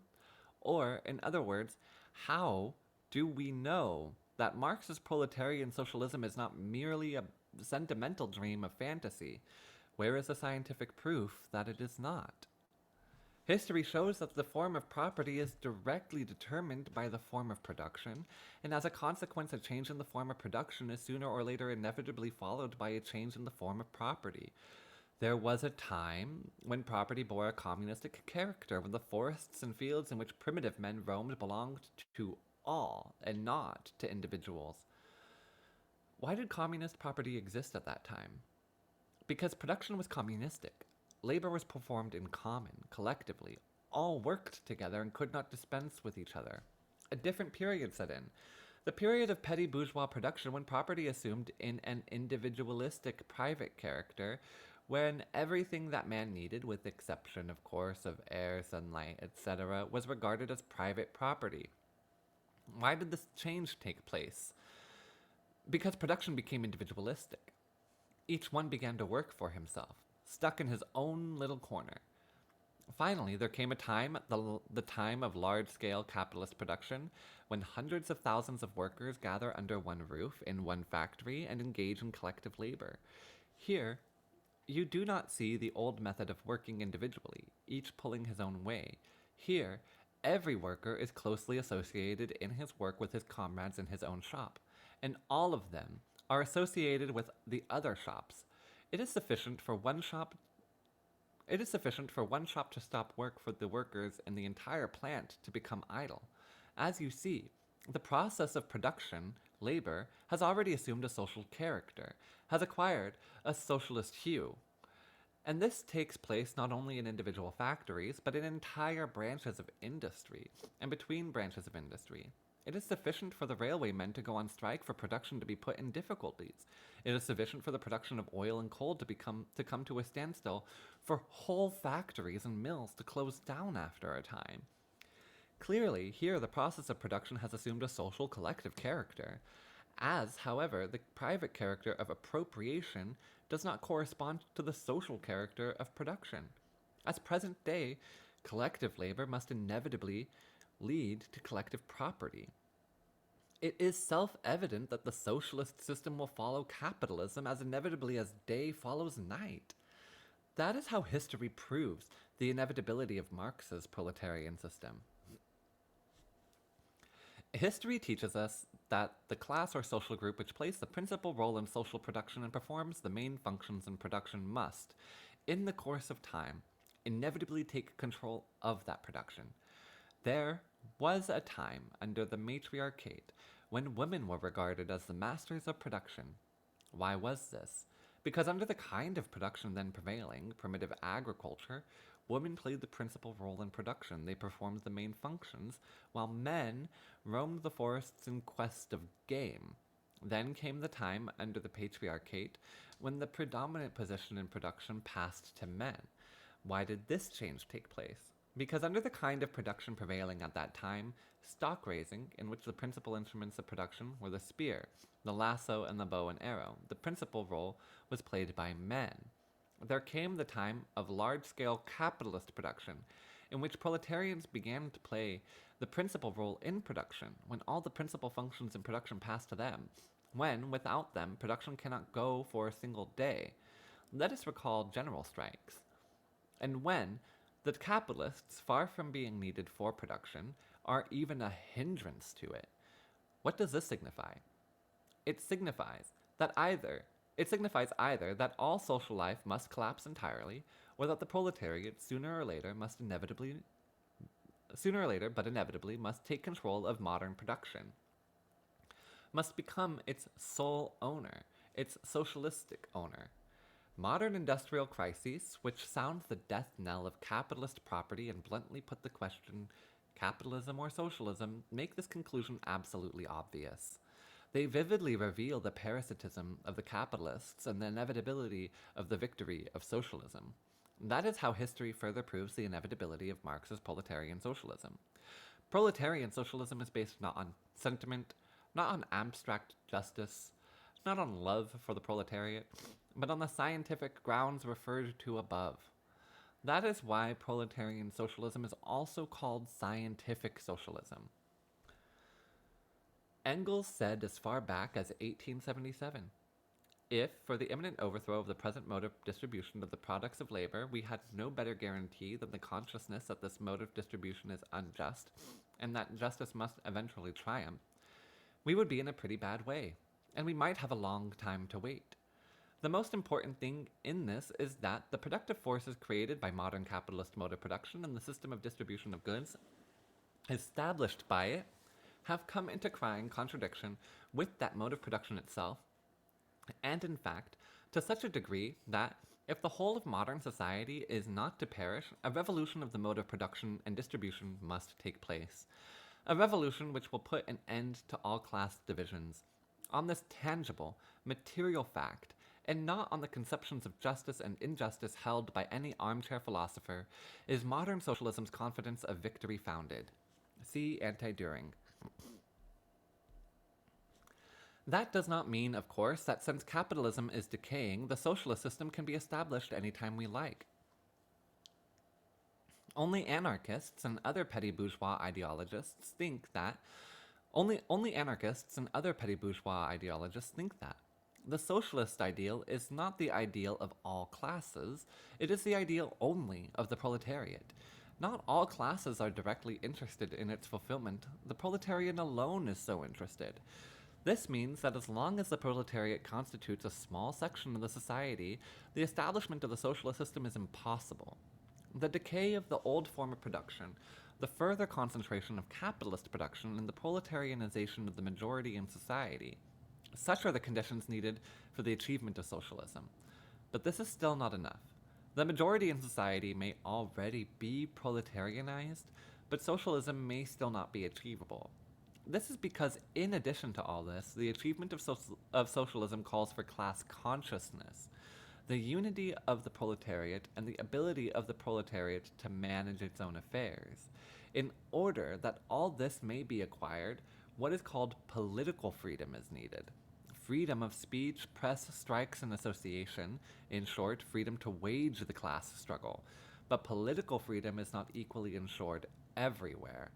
Therefore, the conditions under which it is obliged to wage the struggle under a feudal autocracy, Russia, a constitutional monarchy, Germany, a big bourgeois republic, France, or under a democratic republic, which Russian social democracy is demanding, are not a matter of indifference to the proletariat. Political freedom is best and most fully ensured in a democratic republic. That is, of course, insofar as it can be ensured under capitalism at all. Therefore, all advocates of proletarian socialism necessarily strive for the establishment of a democratic republic as the best bridge to socialism. That is why, under present conditions, the Marxist program is divided into two parts: the maximum program, the goal of which is socialism, and the minimum program, the object of which is to lay the road to socialism through a democratic republic. What must the proletariat do? What path must it take in order to consciously carry out its program to overthrow capitalism and build socialism? The answer is clear. The proletariat cannot achieve socialism by making peace with the bourgeoisie. It must unfailingly take the path of struggle, and the struggle must be class struggle, a struggle of the entire proletariat against the entire bourgeoisie. Either the bourgeoisie and its capitalism, or the proletariat and its socialism. That must be the basis of the proletariat's actions, of its class struggle. But the proletarian class struggle assumes numerous forms. A strike, for example, whether partial or general makes no difference, is class struggle. Boycott and sabotage are undoubtedly class struggle. Meetings, demonstrations, activity in public representative bodies, etc., whether national parliaments or local governing bodies makes no difference, are also class struggle. All these are different forms of the same class struggle. We shall not here examine which form of struggle is more important for the proletariat in its class struggle. We shall merely observe that, in its proper time and place, each is undoubtedly needed by the proletariat as essential means for developing its class consciousness and organization. And the proletariat needs class consciousness and organization as much as it needs air. It must also be observed, however, that for the proletariat, all these forms of struggle are merely preparatory means, that not one of them, taken separately, constitutes the decisive means by which the proletariat can smash capitalism. Capitalism cannot be smashed by the general strike alone. The general strike can only create some of the conditions that are necessary for the smashing of capitalism. It is conceivable that the proletariat should be able to overthrow capitalism merely by its activity in parliament. Parliamentarianism can only prepare some of the conditions that are necessary for overthrowing capitalism. What then is the decisive means by which the proletariat will overthrow the capitalist system? The socialist revolution is this means. Strikes, boycott, parliamentarianism, meetings, demonstrations are all good forms of struggle as means for preparing and organizing the proletariat, but not one of these means is capable of abolishing existing inequality. All these means must be concentrated in one principal and decisive means. The proletariat must rise and launch a determined attack upon the bourgeoisie in order to destroy capitalism to its foundations. The principal and decisive means is the socialist revolution. The socialist revolution must not be conceived as a sudden and short blow. It is a prolonged struggle waged by the proletarian masses who inflict defeat upon the bourgeoisie and capture its positions. And as the victory of the proletariat will at the same time mean domination over the vanquished bourgeoisie, as, in a collision of classes, the defeat of one class signifies the domination of the other. The first stage of the socialist revolution will be the political domination of the proletariat over the bourgeoisie. The socialist dictatorship of the proletariat, capture of power by the proletariat. This is what the socialist revolution must start with. This means that until the bourgeoisie is completely vanquished, until its wealth has been confiscated, the proletariat must without fail possess a military force. It must without fail have its proletarian guard, with the aid of which it will repel the counter-revolutionary attacks of the dying bourgeoisie, exactly as the Paris proletariat did during the Commune. The socialist dictatorship of the proletariat is needed to enable the proletariat to expropriate the bourgeoisie, to enable it to confiscate the land, the forests, the factories and mills, machines, railways, etc. from the entire bourgeoisie. The expropriation of the bourgeoisie, that is what the socialist revolution must lead to. This, then, is the principal and decisive means by which the proletariat will overthrow the present capitalist system. That is why Karl Marx said as far back as 1847, the first step in the revolution by the working class is to raise the proletariat to the position of the ruling class. The proletariat will use its political supremacy to wrest, by degrees, all capital from the bourgeoisie, to centralize all instruments of production in the hands of the proletariat organized as the ruling class. See, the Communist Manifesto. That is how the proletariat must proceed if it wants to bring about socialism. From this general principle emerge all other views on tactics. Strikes, boycott, demonstrations, and parliamentarism are important only insofar as they help to organize the proletariat and to strengthen and enlarge its organizations for accomplishing the socialist revolution.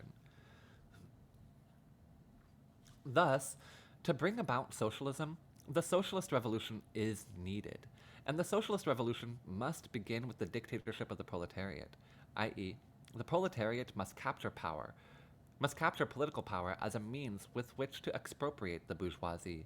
But to achieve all this, the proletariat must be organized. The proletarian ranks must be closely knit and united.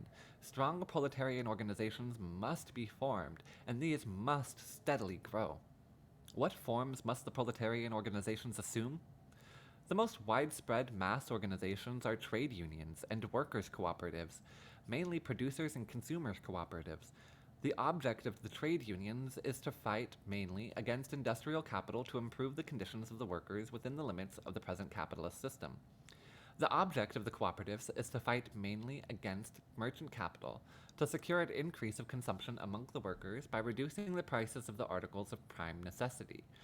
Also, within the limits of the capitalist system, of course, the proletariat undoubtedly needs both trade unions and cooperatives as means of organizing the proletarian masses.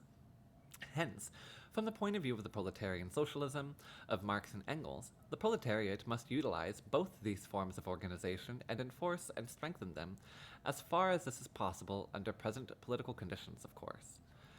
But trade unions and cooperatives alone cannot satisfy the organizational needs of the militant proletariat.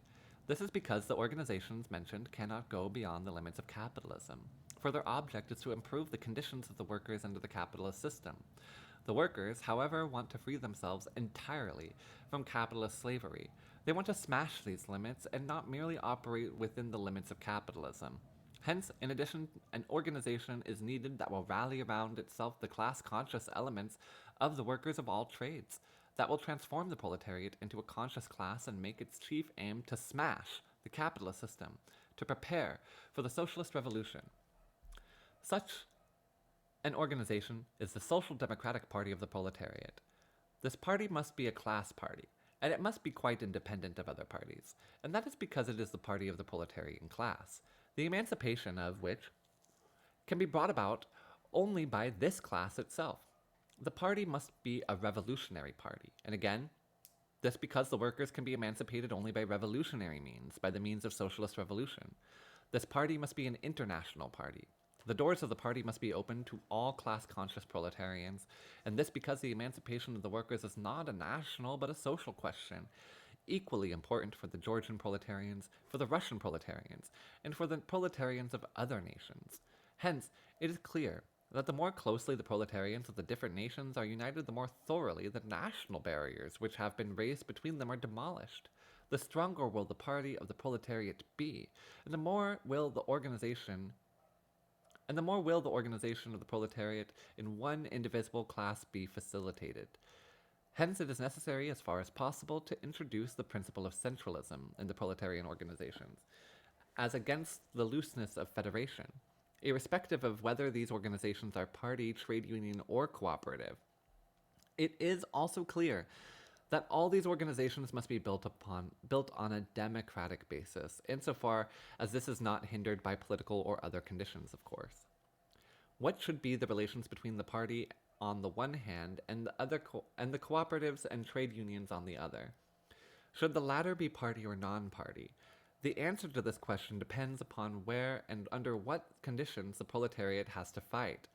At all events, there can be no doubt that the friendlier the trade unions and cooperatives are towards the Socialist Party, the proletariat, the more fully will both develop. And this is because both these economic organizations, if they are not closely connected with a strong Socialist Party, often thereby cause great harm to the proletariat. It is therefore necessary in all cases to ensure that the trade unions and cooperatives are under the ideological and political influence of the party. Only if this is done will the organizations mentioned be transformed into a socialist school that will organize the proletariat, at present split up into separate groups, into a conscious class. Such, in general, are the characteristic features of the proletariat socialism of Marx and Engels. How do the anarchists look upon proletarian socialism? First of all, we must know that the proletarian socialism is not simply a philosophical doctrine. It is the doctrine of the proletarian masses. Their banner. It is honored and revered by the proletarians all over the world. Consequently, Marx and Engels are not simply the founders of a philosophical school. They are the living leaders of the living leaders of the living proletarian movement, which is growing and gaining strength every day. Whoever fights against this doctrine, whoever wants to overthrow it, must keep all this well in mind so as to avoid having his head cracked for nothing in an unequal struggle. Messieurs of the anarchists are well aware of this. That is why, in fighting Marx and Engels, they resort to a most unusual and, in its way, a new weapon. What is this new weapon? A new investigation of capitalist production? A refutation of Marx's capital? Of course not. Or, perhaps, having armed themselves with new facts and the inductive method, they scientifically refute the Bible of social democracy, the Communist Manifesto of Marx and Engels? Again, no. Then what is this extraordinary weapon? Is it the accusation that Marx and Engels indulged in plagiarism? Would you believe it? Oh, it is the accusation that Marx and Engels indulged in plagiarism. Would you believe it? It appears that Marx and Engels wrote nothing original, that scientific socialism is a pure fiction, because the Communist Manifesto of Marx and Engels was, from beginning to end, stolen from the Manifesto of Victor Considerant. This is quite ludicrous, of course, but V. Cherkasashvili, the incomparable leader of the anarchists, relates this amusing story with such aplomb, and a certain Pierre Ramous, Cherkasashvili's foolish apostle, and our homegrown anarchists repeat this discovery with such fervor that it is worthwhile dealing, at least briefly, with this story. Listen to Cherkasashvili. The entire theoretical part of the Communist Manifesto, namely, the first and second chapters, are taken from V. Considerant. Consequently, the Manifesto of Marx and Engels, the Bible of legal revolutionary democracy, is nothing but a clumsy paraphrasing of V. Considerant's Manifesto. Marx and Engels not only appropriated the contents of Considerant's Manifesto, but even borrowed some of its chapter headings. See the Symposium of Articles by Cherkasashvili, Ramous, and Labriola, published in German under the title The Origin of the Communist Manifesto. This story is repeated by another anarchist, P. Ramous. It can be emphatically asserted that Marx Engels' major work, The Communist Manifesto, is simply theft, a plagiary, shameless theft. They did not, however, copy it word for word as ordinary thieves do, but stole only the ideas and theories. I bid page 4. This is repeated by our anarchists in Nobati, Musha, Gma, and other papers. Thus, it appears that scientific socialism and its theoretical principles were stolen from Considerant's Manifesto. Are there any grounds for this assertion? What was V. Considerant? What was Karl Marx? V. Considerant, who died in 1893, was a disciple of the utopian Fourier, and remained an incorrigible utopian, who placed his hopes for the salvation of France on the conciliation of classes. Karl Marx, who died in 1883, was a materialist, an enemy of the utopians. He regarded the development of the productive forces and the struggle between classes as the guarantee of the liberation of mankind. Is there anything in common between them? The theoretical basis of scientific socialism is the materialist theory of Marx and Engels. From the standpoint of this theory, the development of social life is wholly determined by the development of the productive forces.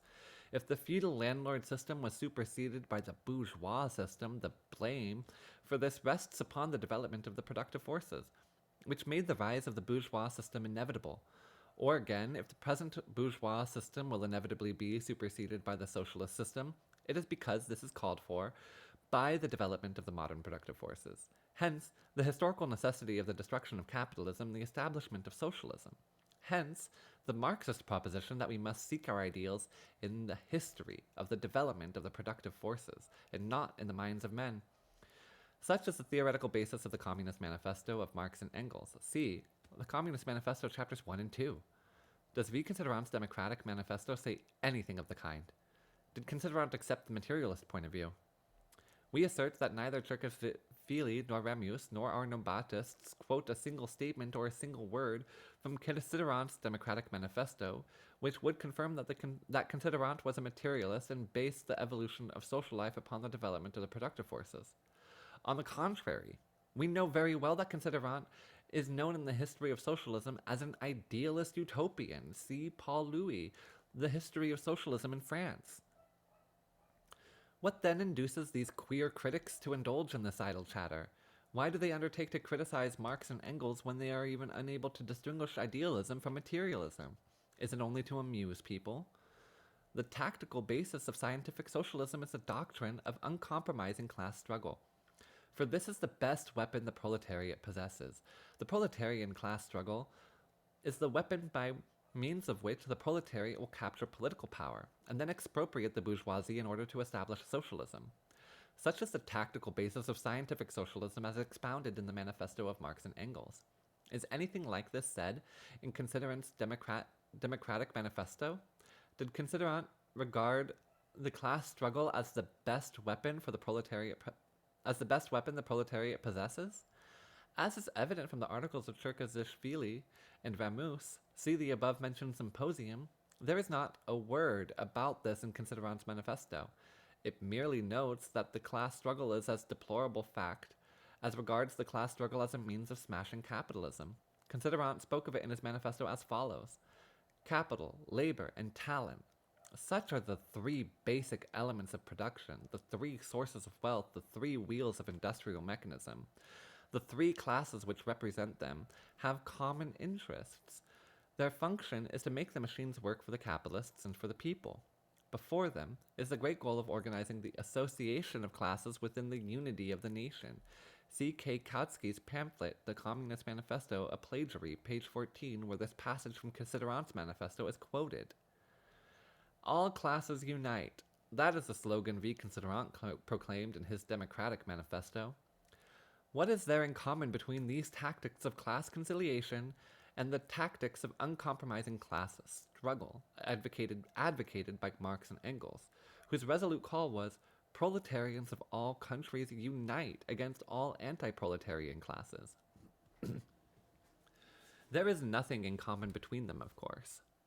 Why, then, do Messieurs Cherkasishvili and their foolish followers talk this rubbish? Do they think we are dead? Do they think we shall not drag them into the light of day? And lastly, there is one other interesting point. V. Considerant lived right up to 1893. He published his Democratic Manifesto in 1843, and at the end of 1847, Marx and Engels wrote their Communist Manifesto. After that manifesto of Marx and Engels was published over and over again in all European languages, everybody knows that the Manifesto of Marx and Engels was an epoch-making document. Nevertheless, nowhere did Considerant or his friends ever state during the lifetime of Marx and Engels that the latter had stolen socialism from Considerant's manifesto. Is this not strange, reader? What, then, impels the inductive, upstarts, scholars, to talk this rubbish? In whose name are they speaking? Are they more familiar with Considerant's manifesto than was Considerant himself? Or perhaps they think that V. Considerant and his supporters had not read the Communist Manifesto? But enough. Enough. Because the anarchists themselves do not take seriously the quixotic crusade launched by Vamoose and Cherkasishvili. The inglorious end of this ridiculous crusade is too obvious to make it worthy of much attention. Let's proceed to actual criticism. The anarchists suffer from a certain ailment. They are very fond of criticizing the parties of their opponents, but they do not take the trouble to make themselves the least familiar with these parties. We have seen the anarchists behave precisely in this way when criticizing the dialectical method and the materialist theory of social democrats. See chapters 1 and 2. They behave in the same way when they deal with the theory of scientific socialism of the social democrats. Let us, for example, take the following fact. Who does not follow that fundamental disagreements exist between the socialist revolutionaries and the social democrats? Who does not know that the former repudiate Marxism, the materialist theory of Marxism, its dialectical method, its program, and the class struggle, whereas the social democrats take their stand entirely on Marxism? These fundamental disagreements must be self-evident to anybody who has heard anything, if only with half an ear, about the controversy between Revolutionnaia Rossiya, the organ of the socialist revolutionaries, and Iskra, the organ of the social democrats. But what will you say about those critics who fail to see this difference between the two and shout that both the socialist revolutionaries and the social democrats are Marxists? Thus, for example, the anarchists assert that both Revolutionnaia Rossiya and Iskra are Marxist organs. See Anarchist Symposium, Bread and Freedom, page 202. That shows how familiar the anarchists are with the principles of social democracy. After this, the soundness of their scientific criticism will be self-evident. Let us examine this criticism. The anarchists' principal accusation is that they do not regard the social democrats as genuine socialists. You are not socialists, you are the enemy of socialism, they keep repeating. This is what Kropotkin writes on this score. We arrive at conclusions different from those arrived at by the majority of the economists of the social democratic school. We arrive at free communism, whereas the majority of socialists, meaning social democrats too, the author, arrive at state capitalism and collectivism. See Kropotkin, Modern Science and Anarchism, page 74 to 5. What is this state capitalism and collectivism of the social democrats? This is what Kropotkin writes about it. The German socialists say that all accumulated wealth must be concentrated in the hands of the state, which will place it at the disposal of the workers and associations, organize production and exchange, and control the life and work of society. See Kropotkin, Speeches of a Rebel, page 64 and further. In their schemes, the collectivists commit a double mistake. They want to abolish the capitalist system, but they preserve the two institutions which constitute the foundations of this system: representative government and wage labor. See The Conquest of Bread, page 148. Collectivism, as is well known, preserves wage labor. Only representative government takes the place of the employer. The representatives of this government retain the right to utilize in the interests of all the surplus value obtained from production. Moreover, in the system a distinction is made between the labor of the common laborer and that of the trained man. The labor of the unskilled worker, in the opinion of the collectivists, is simple labor, whereas the skilled craftsman, engineer, scientist, and so forth perform what Marx calls complex labor and have the right to higher wages. I bid page 52. Thus, the workers will receive their necessary products not according to their needs, but in proportion to the services they render society. The Georgian anarchists say the same thing only with greater aplomb. Particularly outstanding among them, for the recklessness of his statements, is Mr. Baton. He writes, "What is the collectivism of the social democrats? Collectivism, or more correctly, state capitalism, is based on the following principle. Each must work as much as he likes, or as much as the state determines, and receives in reward the value of his labor in the shape of goods.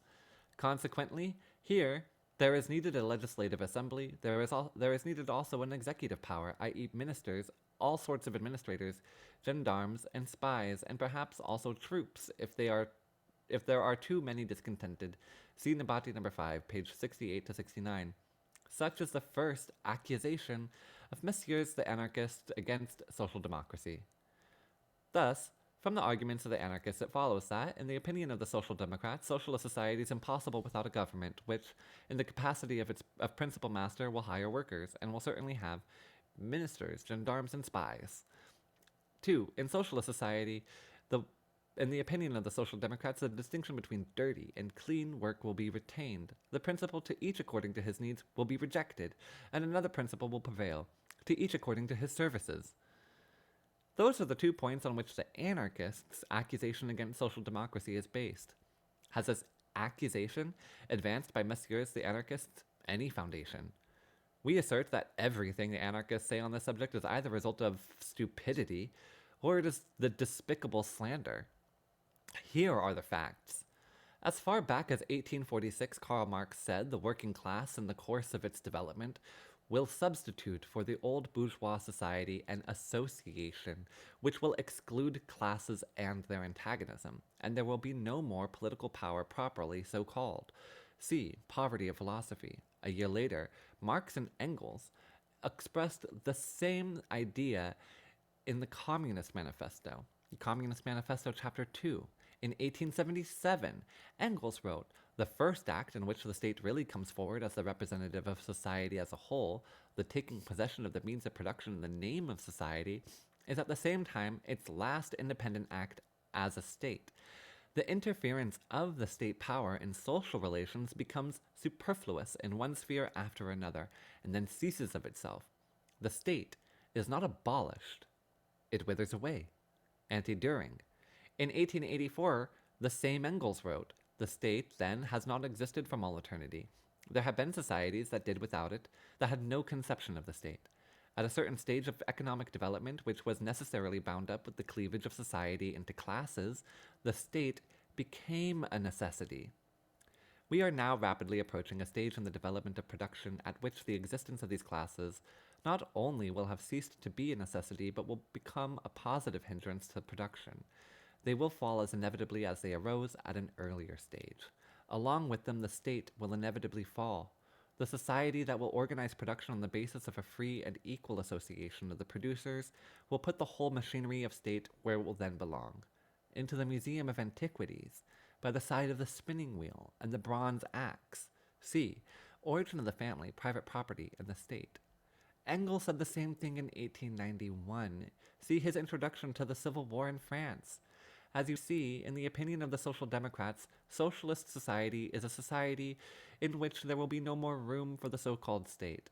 Political power, with its ministers, governors, gendarmes, police, and soldiers, the last stage in the existence of the state, will be the period of the socialist revolution, when the proletariat will capture political power, set up its own government, dictatorship, for the final abolition of the bourgeoisie. But when the bourgeoisie is abolished, when classes are abolished, when socialism becomes firmly established, there will be no need for any political power, and the so-called state will retire into the sphere of history. As you see, the above-mentioned accusation of the anarchists is merely tittle-tattle devoid of all foundation. As regards the second point in the accusation, Karl Marx says the following about it.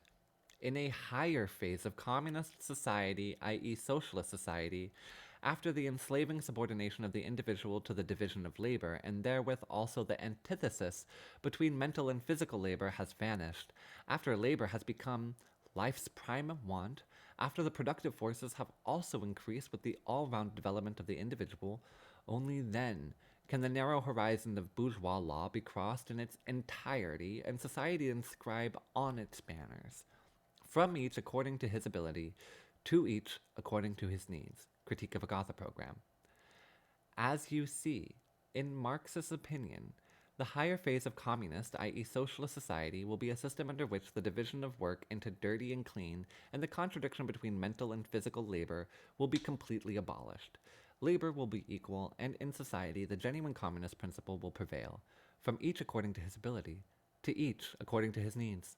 Here, there is no room for wage labor. Clearly, this accusation is also devoid of all foundation. One of two things. Either Messieurs the anarchists have never seen the above-mentioned works of Marx and Engels and indulge in criticism on the basis of hearsay, or they are familiar with the above-mentioned works of Marx and Engels and are deliberately lying. Such is the fate of the first accusation. The second accusation of the anarchists is that they deny that social democracy is revolutionary. You are not revolutionaries, you repudiate violent revolution. You want to establish socialism only by means of ballot papers. Messieurs the anarchists tell us, listen to this. Social democrats are fond of declaiming on the theme of revolution, revolutionary struggle, fighting with arms in hand. But if you, in the simplicity of your heart, ask them for arms, they will solemnly hand you a ballot paper to vote in elections. They affirm that the only expedient tactics befitting revolutionaries are peaceful and legal parliamentarism, with the oath of allegiance to capitalism, to established power, and to the entire existing bourgeois system. See Symposium, Bread and Freedom, page 21, 22 to 23.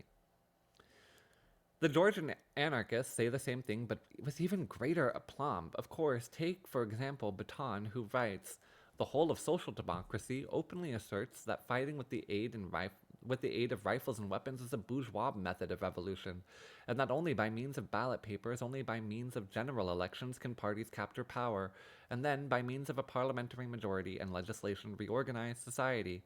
See The Capture of Political Power, page 3 to 4. That is what the Messieurs anarchists say about the Marxists. Has this accusation any foundation? We affirm that here too the anarchists betray their ignorance and their passion for slander. Here are the facts. As far back as the end of 1847, Karl Marx and Friedrich Engels wrote, "The communists disdain to conceal their views and aims. They openly declare that their ends can be attained only by the forcible overthrow of all existing social conditions. Let the ruling classes tremble. at a communistic revolution.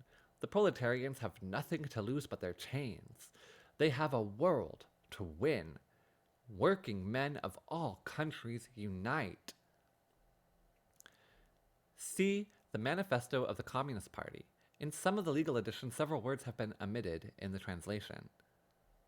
In 1850, in anticipation of another outbreak in Germany, Karl Marx wrote to the German comrades of that time as follows: "Arms and ammunition must not be surrendered on any pretext. The workers must organize themselves independently as a proletarian guard with commanders, with a general staff. And this you must keep in view during and after the impending insurrection." See the Clone Trail, Marx's address to the communists.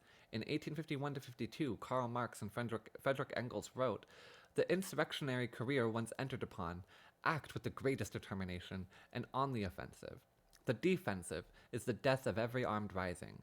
Surprise your antagonists while their forces are scattering. Prepare new successes, however small, but daily. Force your enemies to retreat before they can collect their strength against you." In the words of Danton, the greatest master of revolutionary policy yet known, de laudis, encore de laudis. Revolution and counter-revolution in Germany. We think that something more than ballot papers is meant here. Lastly, recall the history of the Paris Commune. Recall how peacefully the Commune acted when it was content with the victory in Paris and refrained from attacking Versailles, that hotbed of counter-revolution. What do you think Marx and Engels said at the time? Did he call upon the Parisians to go to the ballot box? Did he express approval at the complacency of the Paris workers? The whole of Paris was in the hands of the workers. Did he approve of the good nature they displayed toward the vanquished Versailles? Listen to what Marx said. What elasticity and what historical initiative. What a capacity for sacrifice in these Parisians. After 6 months of hunger, they rise beneath Prussian bayonets. History has no like example of like greatness. If they are defeated, only their good nature will be to blame. They should have marched at once on Versailles. After first Vinoy and then the revolutionary section of the Paris National Guard had themselves retreated. They missed their opportunity because of conscientious scruples. They did not want to start a civil war, as if that mischievous abortion Thiers had not already started the civil war with his attempt to disarm Paris. Letters to Kugelmann. That is how Karl Marx and Friedrich Engels thought and acted. That is how the Social Democrats think and act. But the anarchists go on repeating Marx and Engels and their followers are interested only in ballot papers. They repudiate violent revolutionary action. As you see, this accusation is also slander, which exposes the anarchists' ignorance about the essence of Marxism. Such is the fate of the second accusation. The third accusation of the anarchists consists in denying that social democracy is a popular movement, describing the Social Democrats as bureaucrats, and affirming that the social democratic plan for the dictatorship of the proletariat spells death to the revolution. And since the Social Democrats stand for such a dictatorship, they actually want to establish not the dictatorship of the proletariat, but their own dictatorship over the proletariat. Listen to Mr. Kropotkin. We anarchists have pronounced final sentence upon dictatorship. We know that every dictatorship, no matter how honest its intentions, will lead to the death of the revolution. We know that the idea of dictatorship is nothing more or less than the pernicious product of governmental fetishism, which has always striven to perpetuate slavery. See Kropotkin, The Speeches of a Rebel, page 131. The Social Democrats not only recognize revolutionary dictatorship, they also advocate dictatorship over the proletariat. The workers are of interest to them, only so insofar as they are a disciplined army under their control. Social democracy strives through the medium of the proletariat to capture the state machine. See Bread and Freedom, page 62 to 63. The Georgian anarchists say the same thing. The dictatorship of the proletariat in the direct sense of the term is utterly impossible, because the advocates of dictatorship are statesmen, and their dictatorship will be not the free activities of the entire proletariat, but the establishment at the head of society the same representative government that exists today. See Baton, The Capture of Political Power, page 45. The Social Democrats stand for dictatorship not in order to facilitate the emancipation of the proletariat, but in order, by their own rule, to establish a new slavery. See Nabati, number 1, page 5, Baton. Such is the third accusation of messieurs of anarchists. It requires no great effort to expose this. One of the regular slanders uttered by the anarchists with the object of deceiving their readers. We shall not analyze here the deeply mistaken view of Kropotkin, according to whom every dictatorship spells death to revolution. We shall discuss this later when we discuss the anarchist tactics. At present, we shall touch upon only the accusation itself. As far back as the end of 1847, Karl Marx and Friedrich Engels said that to establish socialism, the proletariat must achieve political dictatorship in order, with the aid of this dictatorship, to repel the counter-revolutionary attacks of the bourgeoisie and to take from it the means of production, that this dictatorship must not be the dictatorship of a few individuals, but the dictatorship of the entire proletariat as a class. The proletariat will use its political supremacy to wrest, by degrees, all capital from the bourgeoisie, to centralize all instruments of production in the hands of the proletariat organized as the ruling class. See the Communist Manifesto. That is to say, the dictatorship of the proletariat will be a dictatorship of the entire proletariat, as a class over the bourgeoisie, and not the domination of a few individuals over the proletariat. Later, they repeated the same idea in nearly all their other works, such as, for example, the 18th Brumaire of Louis Bonaparte, the class struggles in France, the Civil War in France, the Revolution and Counter-Revolution in Germany, Anti-Düring, and other works. But that is not all. To ascertain how Marx and Engels conceived of the dictatorship of the proletariat, to ascertain to what extent they regarded this dictatorship as possible, for all this it is very interesting to know that their attitude towards the Paris Commune,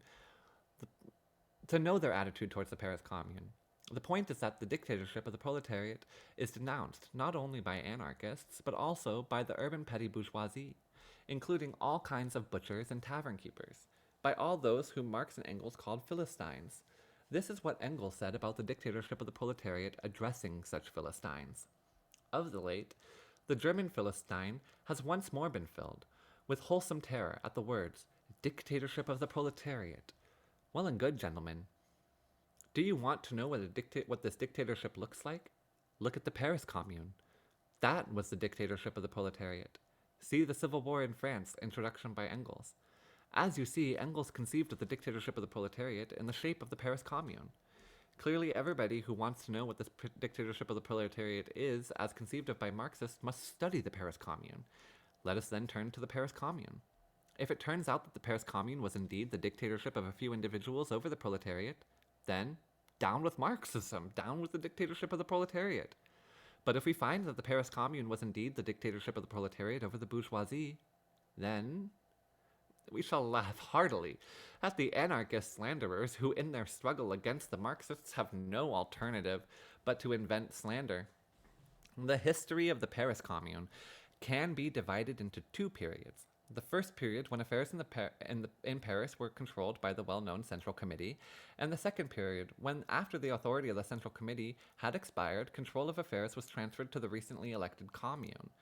What was the Central Committee? What was its composition? Before us lies Arthur Arnold's popular history of the Paris Commune, which, according to Arnold, briefly answers this question. The struggle had only just commenced when about 300,000 Paris workers organized in companies and battalions elected delegates from their ranks. In this way, the Central Committee was formed. All these citizens, members of the Central Committee, elected during partial elections by their companies or battalions, says Arnold, were known only to the small groups whose delegates they were. Who were these people? What kind of people were they? And what did they want to do? This was an anonymous government consisting almost exclusively of common workers and minor office employees, the names of 3/4 of whom were unknown outside of the streets or offices. The tradition was upset. Something unexpected had happened in the world. There was not a single member of the ruling classes among them. A revolution had broken out, which was not represented by a single lawyer, deputy, journalist, or general. Instead, there was a miner from Creusot, a bookbinder, a cook, and so forth. See A Popular History of the Paris Commune, page 107. Arthur Arnold goes on to say, the members of the Central Committee said, "We are obscure bodies, humble tools of the attacked people, instruments of the people's will. We are here to be its echo, to achieve its triumph. The people want a commune, and we shall remain in order to proceed to the election of the commune, neither more nor less. These dictators do not put themselves above nor stand aloof from the masses. One feels that they are living with the masses, in the masses, by means of the masses, that they consult with them every second, that they listen and convey all they hear, striving only in concise form to convey the opinion of 300,000 men. That is how the Paris Commune behaved in the first period of its existence. Such was the Paris Commune. Such is the dictatorship of the proletariat. Let us now pass to the second period of the Commune, when the Commune functioned in place of the Central Committee. Speaking of these two periods, which lasted 2 months, Arnold exclaims with enthusiasm that this was a real dictatorship of the people. The magnificent spectacle which this people presented during those 2 months imbues us with strength and hope. To look into the face of the future. During those 2 months, there was a real dictatorship in Paris, a most and uncontested dictatorship, not of one man, but of the entire people. The sole master of the situation. This dictatorship lasted uninterruptedly for over 2 months, from March 18th to May 22nd, 1871. In itself, the Commune was only a moral power and possessed no other material strength than the universal sympathy of the citizens. The people were the rulers, the only rulers. They themselves set up their police and magistracy. I bid pages 242, 244. That is how the Paris Commune is described by Arthur Arnold, a member of the Commune and an active participant in its hand-to-hand fighting. The Paris Commune is described in the same way by another of its members, and an equally active participant, Lisa Garay. See his History of the Paris Commune. The people as the only rulers, not the dictatorship of one man, but of the whole people. That is what the Paris Commune was. Look at the Paris Commune. That was a dictatorship of the proletariat, exclaimed Engels for the information of his Philistines. So this dictatorship of the proletariat as conceived of by Marx and Engels. So this is the dictatorship of the proletariat as conceived of by Marx and Engels. As you see, the messieurs, the anarchists, know much about the dictatorship of the proletariat, the Paris Commune, and Marxism, which they so often criticize, as you and I, dear reader, know about the Chinese language. Clearly, there are two kinds of dictatorship. There is the dictatorship of the minority, the dictatorship of a small group, the dictatorship of the Trepovs and Ignatievs, which is directed against the people. This kind of dictatorship is usually headed by a camarilla, which adopts secret decisions and tightens the noose around the neck of the majority of people. Marxists are the enemies of such a dictatorship, and they fight such a dictatorship far more stubbornly and self-sacrificingly than do our noisy anarchists. There is another kind of dictatorship, the dictatorship of the proletarian majority, the dictatorship of the masses, which is directed against the bourgeoisie, against the minority. At the head of this dictatorship stand the masses. Here there is no room either for a camarilla or for secret decisions. Here everything is done openly, in the streets, at meetings, because it is the dictatorship of the street, of the masses, a dictatorship directed against all oppressors. Marxists, in support of this dictatorship, with both hands, and that is because such a dictatorship is the magnificent beginning of the great socialist revolution. Messieurs the anarchists confused these two mutually negating dictatorships and thereby put themselves in a ridiculous position. They are fighting not Marxism, but the figments of their own imagination. They are fighting not Marx and Engels, but windmills, as Don Quixote of blessed memory did in his day. Such is the fate of the third accusation. Comrades, that was a long read. Tomorrow's reading is also long. The Stalin and Lenin writings were chosen to be long reads. Don't worry, we will complete our tasks today. That was a long read, yeah. The Lenin reading tomorrow is also a long read. But it was really, really good. Really, really good. Communists what is the mistake made by anarchists when it comes to took a whole nap? No, that's fine. That's fine. I was aware. I mentioned at the beginning of the week, and I think in the interior ministry that we have a few long letters this week, like some longer ones than normal. But we're getting better at reading, and we need to have some of these longer texts uh, set aside as well. Hello, Comrade Cunt. Hello, welcome back, Smash. Welcome in, Trans Fox Girl, Garnet Grell. Thank you for being here. Thank you, everyone. Weebcore for sticking around. Lost Sue is here. Welcome in, Lost Sue. Yes, I am going to take a break in a second here, and I'm going to get a glass of warm water, hydrate. We're going to listen to a little bit of Liberation Radio. And then we're going to get started talking about the Korea segment. I'm going to reorder Hell Yeah. Hell Yeah. It's literally only it's 3 p.m. It's literally only my second. Oh my gosh. Thank you for the gifted sub. W gifted sub. What do you have questions about, Lasu? Yeah, we're still in the talking time period right now about the dictatorship of the proletariat and our goals versus what the anarchist goals were. So, the first thing is that the anarchists misunderstand or misinterpret a few different things. One of them is that they misinterpret what a dictatorship of the proletariat is. They misinterpret what dialectical materialism is, and they misinterpret what a dialectical study is and what materialism is individually on their own as well. And then they misrepresent those opinions in order to make their arguments. Oftentimes, they're making arguments against things that Marx and Engels did not present as part of socialist or communist theory. Let's see. One of the things is that they present dialectical study as ideal study when they are not, or materialist study as idealist study when they are not. They present the material reality or the framing of the material reality of our conditions, the things that exist outside of us, as being idealist fantasies. Was it saying that Marx didn't plagiarize from U.S. natives to push the idea of only... No, he was saying that they were saying that Marx plagiarized German man, not that that Marx didn't plagiarize a U.S. native. They identify, Marx and Engels identified, this is what we would call it maybe proto-communism today. Marx and Engels and Stalin here use the term primitive communism, and that is what they identified as like the early forms of communism. But they were not saying that Marx didn't plagiarize communism from indigenous people. They were specifically saying that Marx did not plagiarize his socialist, the Communist Manifesto from specifically Victor Considerant. Victor Considerant was the name of him. This is the name of the person. So that was the whole.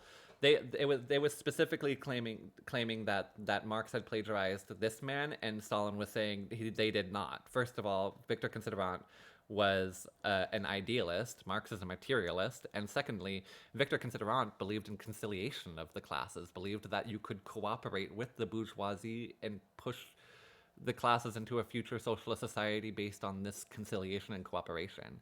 But no, yeah, absolutely. I understand the question there, and that was just maybe just missing the paragraph above, attaching it to the Victor Considerant theorist.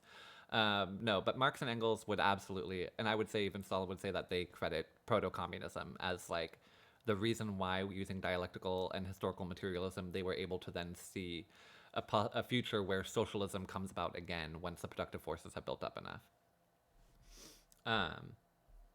That's fine. That's absolutely fine. Thank you for clarifying. It lets us talk about one of the other things that was mentioned in here. What is... oh yes, the shoemaker example. The development of the shoemaker as he becomes a proletarian, as he develops class consciousness and throws himself into the struggle. So this is the difference between like proletarian and class consciousness, is that a lot of people are part of the proletarian class and just haven't realized it yet. They don't recognize themselves as proletarian. Class consciousness, as we learned from our PowerPoint presentation on it on Wednesday, class consciousness is when you finally see yourself as a member of the proletarian class. So being able to self-recognize is a key fundament of class consciousness. And then the other part of being class conscious as you develop it is throwing yourself into the struggle to abolish class antagonisms, to abolish the division of classes and the rule of one class over another. So the story of the shoemaker shows a really good example of how not only the material conditions changes the psychological base, they're calling it here the consciousness. Your psychology will change. So the shoemaker was petty bourgeois, right? He sold his company because he couldn't afford the business anymore, and then he got a job as a shoemaker at a big factory. This moved him from being petty bourgeois into proletariat, but he still had the idea that he was petty bourgeois. I just have to save up a little bit of money, then I'll buy my factory back. I'll be my own boss again. He had the consciousness, the psychology of petty bourgeois, even though he was working for a wage labor, selling his power to do a job to a capitalist. So his psychology had not caught up, his consciousness had not caught up with his material reality, the material conditions he was living in. Eventually, eventually, the shoemaker realizes, I'm not making enough money to do this. I'm not making enough money to take my place back what I was doing before. The only thing I can do is join a union because they're talking about collectivizing our wages and the productive forces of what we're able to create and sharing it amongst each other collectively for the good of all of us. That's the way forward. So this is when you throw yourself into the class struggle. That is the other requirement to be a class-conscious proletarian. That I really enjoyed, the shoemaker allegory, because it connects it to each of us and maybe even shows us how many of us are still like, I just need to save up a little bit more money. I just need to save up a little bit more money, and then I will be I will be fine. I will be fine. But all of these are temporary reliefs, and these conditions can be taken from us again. So really the only liberating way out is to throw yourself into the class struggle.